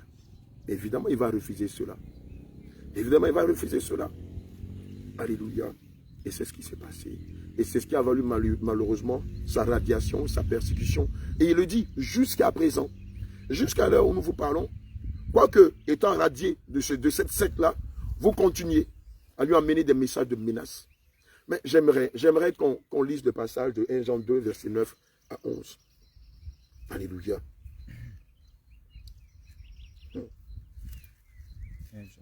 Verset 9 à 11, c'est de la folie. Je vais le lire moi-même. Bien-aimé, moi, je vais te poser une question. Toi qui lui amènes des messages de menace. Toi qui lui amènes des messages de menace. Bon, admettons qu'il se soit trompé, que nous nous soyons trompés. Mais toi qui as de la haine pour lui, toi qui le diffames, toi qui dis des contre-vérités sur sa parole, sur sa personne, dis-moi, avec la haine que tu as vis-à-vis de lui, avec le fait que tu l'as en aversion, où pourras-tu aller? Comment imagines-tu toi, comment t'imagines-tu toi haïr quelqu'un et espérer aller au ciel? Et je vais te rassurer, nous ne nous sommes même pas trompés. Le Seigneur est témoin que tout ce que nous faisons prend fait et cause dans sa parole. Tout ce que nous avons cité comme verset biblique, tous nos enseignements sont compilés dans la parole de Dieu. Ce n'est pas un parvenu qui s'est levé un matin et qui a eu une révélation. Non. Ce que nous prêchons avant nous, des pères avant nous, des anciens avant nous l'avaient prêché. Des gens de par le monde prêchent cela. Qu'est-ce qui t'étonne? C'est nouveau. Ce qui est nouveau, c'est le fait que vous avez laissé le monde rentrer dans l'église. Voici cette doctrine de démons, de Nicolaïtes et de Balaam que vous avez laissé entrer, introduire dans l'église et dont vous acclamez aujourd'hui. Ce n'est pas l'évangile de Christ, c'est l'évangile de Jézabel et de Satan. 1 Jean 2, verset 9 à 11. Je lis la parole, Seigneur. Celui qui dit qu'il est dans la lumière et qui est son frère est encore dans les ténèbres.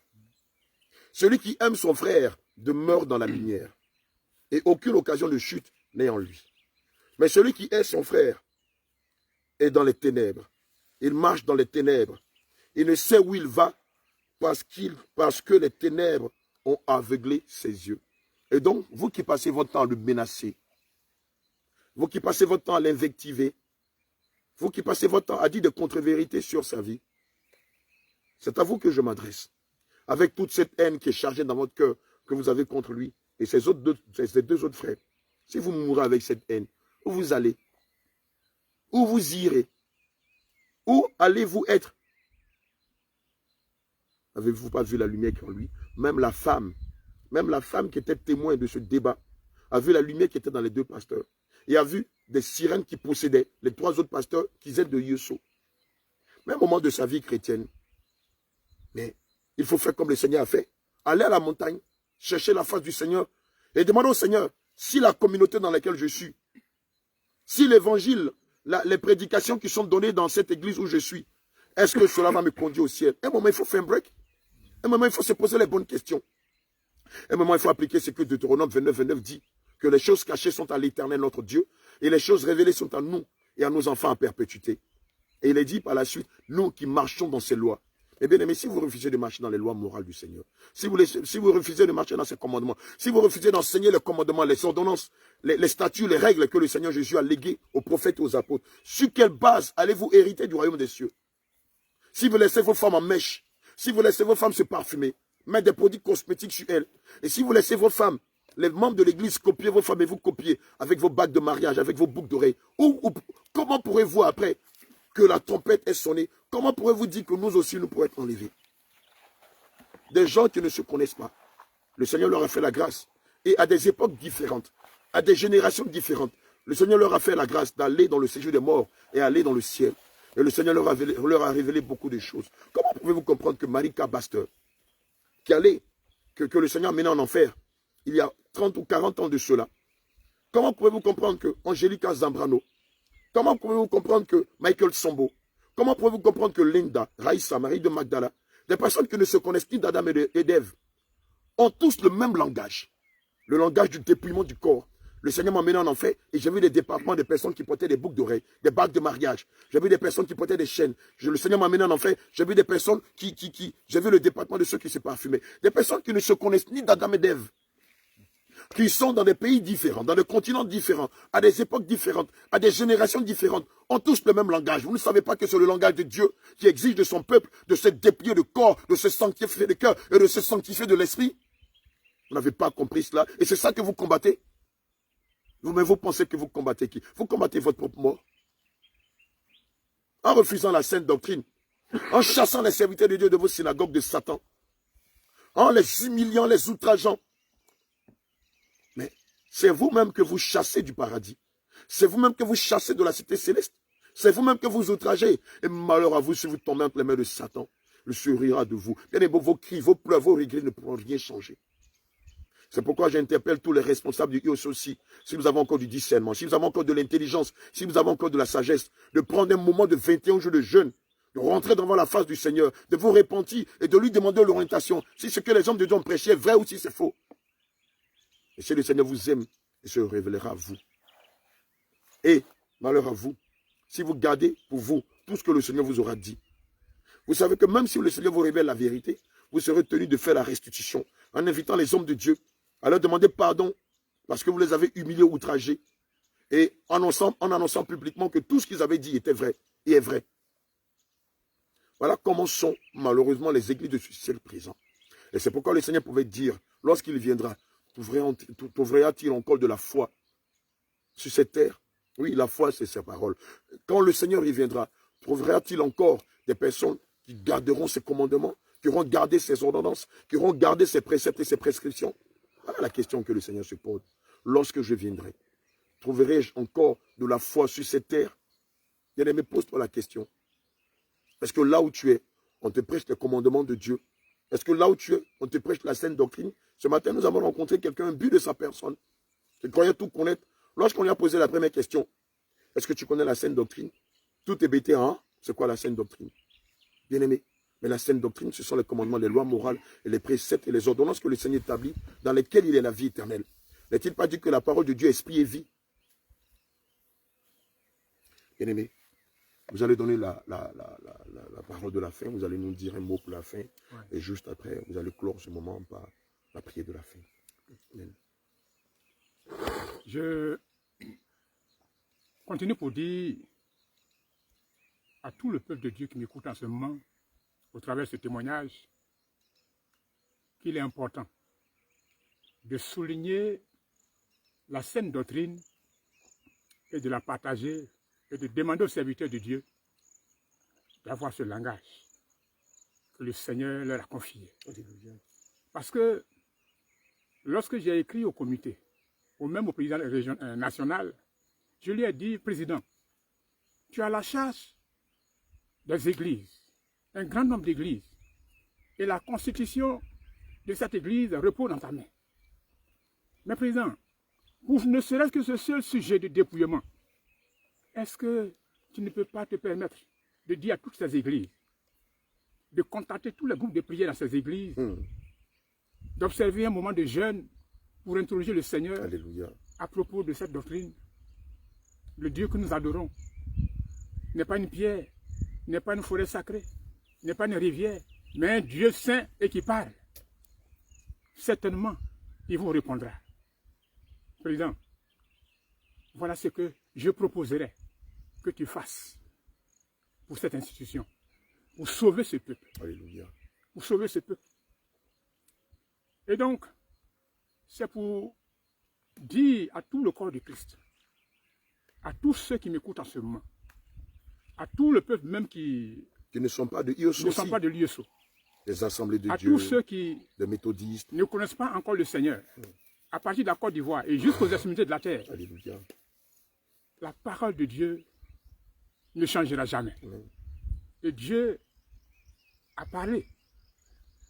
En 1 Thessaloniciens chapitre 5, verset 23, Alléluia. Il a parlé de ces 3 niveaux de la constitution de l'homme qui a besoin d'une sanctification. Tout à fait. L'esprit, l'âme et le corps. Le corps. Amen. Donc, l'enseignement de Passeto n'est pas seulement de dire, et même je ne l'ai pas dit pour dire que le dépouillement du corps est le ticket pour le ciel. Non. Jamais. Non. Mais à ces 3 niveaux, la sanctification doit s'opérer. Alléluia. C'est pour cela, peuple de Dieu, c'est l'heure et le temps maintenant de le faire. Alléluia. Il n'y a pas un autre temps à attendre. Amen. Parce que Christ est à la porte. Il est à la porte. Et si nous nous souvenons de ce qu'il a dit, que pour le ciel, il y aura peu de personnes qui étaient là le rang de cieux, mais voilà les paroles qui doivent nous faire trembler. Amen. Chacun doit s'interroger aujourd'hui. Qu'est-ce que je n'ai pas encore fait, Seigneur? Montre-moi là où je suis en faute. Seigneur, révèle-moi ta parole. Je ne comprends pas ceci. Permets que je comprenne pour que je demeure de la sanctification. Parce que tous ces versets que nous lisons, mais le fait de les lire et ne pas les comprendre, ou bien ne pas les mettre en pratique, c'est un problème. Bien sûr. C'est un danger. Tout à fait. Hébreux 12, 14. Recherchez la paix et la sanctification sans laquelle nul ne verra le Seigneur. Seigneur. Alléluia. Ça, c'est écrit noir sur blanc. Clair. On lit, on prêche sur ça. Non, on ne les met pas en pratique. On ne met pas en pratique. Et quand on demande de les mettre en pratique, on se braque. Dieu nous a révélé sa volonté. En 1 Thessaloniciens chapitre 4. Amen. À partir du verset 1 jusqu'au même verset 7. Alléluia. Ce que Dieu Ce veut. qu'il veut. La sanctification. C'est votre sanctification. La sanctification. C'est notre sanctification. Oh. Peuple de Dieu. Voilà l'heure, voilà le temps. Alléluia. Voilà ce que je pouvais dire Amen. au travers de ce témoignage. Alléluia. Que le Seigneur vous soutienne. Amen. Qu'il vous ouvre les yeux. Et vous permette de comprendre ces enseignements afin de se sanctifier. Parce que c'est le temps pour le faire avant son retour. C'est le temps de la fin et c'est le moment où vous devez vous hâter. Vous devez vous hâter à vous préparer corps, âme et esprit pour l'avènement du grand Dieu. Bien aimé, aucune chose impure, comme il est dit dans le livre d'Apocalypse 23, verset 8, n'a d'héritage dans le royaume des cieux. Aucune chose souillée ne peut entrer au ciel. Oh, les mèches sont souillées, les bijoux sont souillés, les pantalons pour femmes sont souillés, l'orgueil s'est souillé, les collants, les cyclistes sont souillés. Ah, bien aimé, tu ne peux pas porter cela.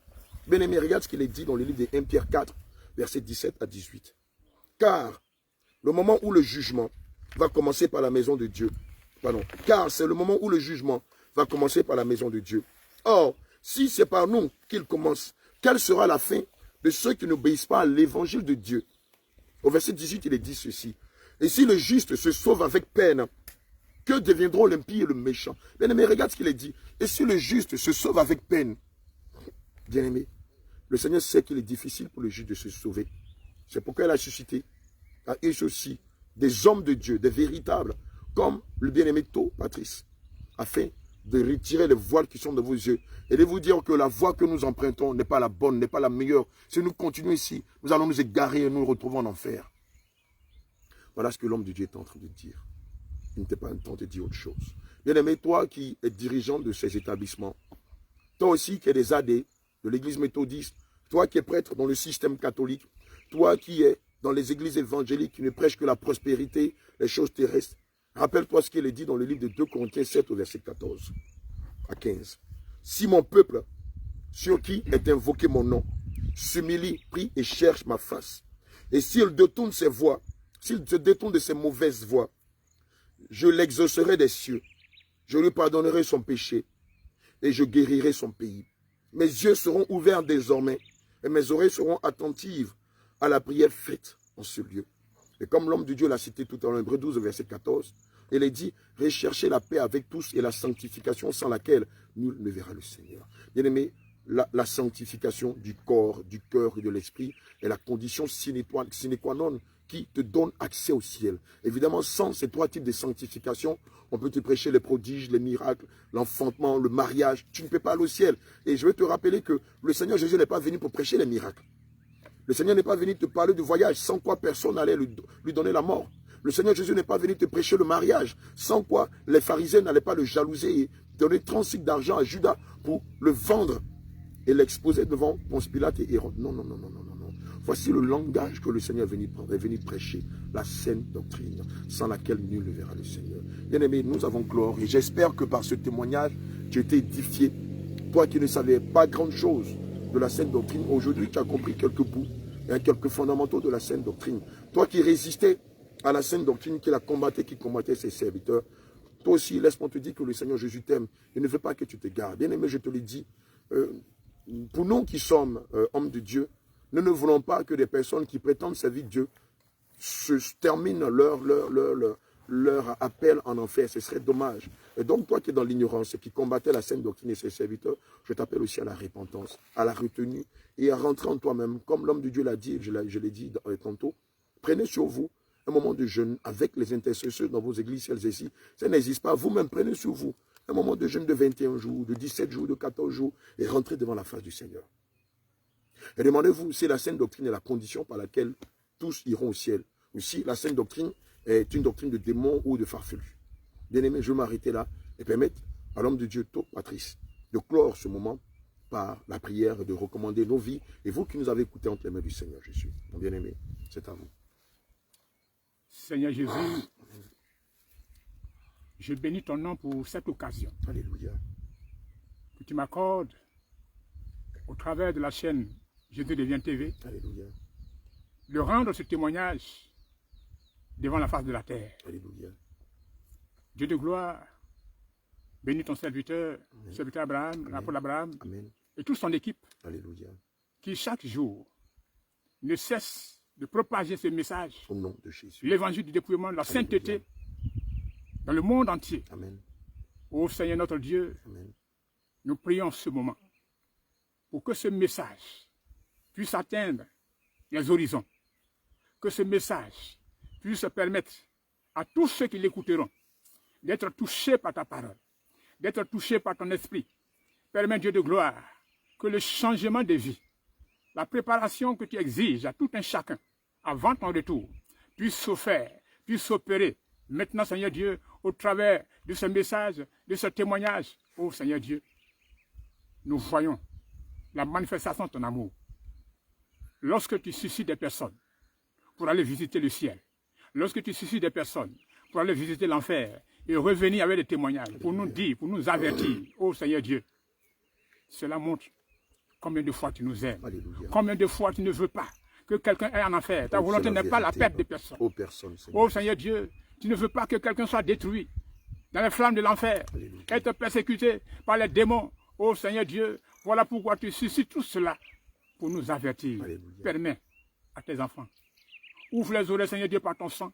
Ouvre les yeux par ton sang, Seigneur, afin de voir cette vérité Au nom de et de Jésus. pouvoir se positionner Alléluia. sur la voie de la repentance, Amen. afin de te chercher, Alléluia. afin de te servir, Gloire à afin de Jésus. t'adorer. Amen. Ô Dieu de gloire, c'est le temps que tu nous accordes maintenant. Oh, c'est le temps de la Voilà fin. pourquoi, Seigneur Dieu, nous te confions. L'église de Dieu aussi. Seigneur, c'est un peuple. À partir de ce moment où le témoignage est rendu, depuis la tête, depuis la hiérarchie, depuis le bureau national, jusqu'aux membres, ô Seigneur Dieu, que ce message puisse accomplir son parcours Au nom de et toucher Jésus. les cœurs. Alléluia. Dieu de gloire. Il y en a encore plusieurs églises, les églises sœurs, les églises, Seigneur Dieu, dans ce pays, et même hors de ce pays, Seigneur, qui ne sont pas dans le dépouillement, qui combattent ce message, qui renient, Seigneur Dieu, la sainteté, Seigneur Dieu. Père, nous te prions, afin de permettre que, Seigneur, tous ceux, de près comme de loin, entendront cela. Seigneur, sois touché. Père, pour que le salut ne soit pas pour deux personnes, pour que le salut, le ciel, ne soit pas pour un peuple seulement, mais pour tous les peuples de la terre. Parce que le message de l'évangile, tu as dit aux apôtres, allez, à commencer par Jérusalem, la Judée, la Samarie, et juste aux extrémités de la terre. Pour tout cela, parce que tu nous as aimés, et tu as aimé le monde entier. Alléluia. Tu as aimé tout le monde. Seigneur, c'est dans cet amour-là que la parole doit être prêchée. Alléluia. Nous te prions, Seigneur Dieu, de sanctifier cette parole, Amen. de la oindre, ton nom onction, de Seigneur, Jésus. afin qu'elle touche des âmes Qu'elle pour la soit repentance propagée et partout pour le dans salut. monde. Dieu de gloire, merci pour tout Et qu'elle cela. gagne tes brebis Merci. qui sont endormis. Merci, Seigneur. Alléluia. Merci de bénir ce moment. Seigneur Jésus, c'est en ton nom que nous avons prié. Amen. Amen. Que le Seigneur vous bénisse, mon bien-aimé. Amen, amen, amen. Ce fut un plaisir Merci d'avoir partagé ce moment avec vous. Merci beaucoup. Que toute la gloire soit rendue au Seigneur. Amen. Bien-aimés, nous avons fini et nous espérons nous retrouver d'ici quelques heures. Ce sera la mini-veillée et le dimanche, ce sera l'apothéose. Et donc, toi qui es ici à Touba, qui est dans la localité de Touba, qui est à Salah, qui est à Sakofé, qui est à Dosso, dans quelques enclavus de la localité de Touba, nous t'invitons ce soir à la mini-veillée que nous allons dédier au Seigneur Jésus-Christ et au culte d'action de grâce, hein, suivi d'une grande fête que nous allons faire et d'un partage que nous allons dédier une fois de plus au Seigneur. Et donc toi qui es dans l'une de ces localités et qui nous écoutes, tu peux nous joindre au 01 402 au 01 01 402 632 ou au 07 88 au 07 88 16 16 10 10 17 17. Le numéro de l'homme de Dieu, c'est oui, c'est ça, c'est le 07 88 16 16 10 10 17. 17. Voilà, donc vous pouvez prendre attache avec l'évangéliste Élie, voilà,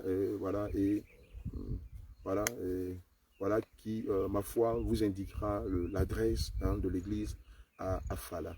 Sur ce, prenez bien soin de vous en ce temps de la fin. Veillez sur vos âmes et surtout, ne vous laissez pas induire par qui que ce soit en vous disant que la saine doctrine n'est pas de Dieu. Bien-aimé, la saine doctrine est la condition par laquelle toute l'église du Seigneur sera enlevée. Évidemment, sans la saine doctrine, nul ne peut voir le Seigneur. sur ce shalom, shalom. C'était votre humble serviteur, l'apôtre de Dieu, l'apôtre Abraham du Réveil international Jésus revient, et le pasteur To, voilà, qui nous a partagé son témoignage. Allez, prenez bien soin de vous, que le Seigneur vous garde. Shalom.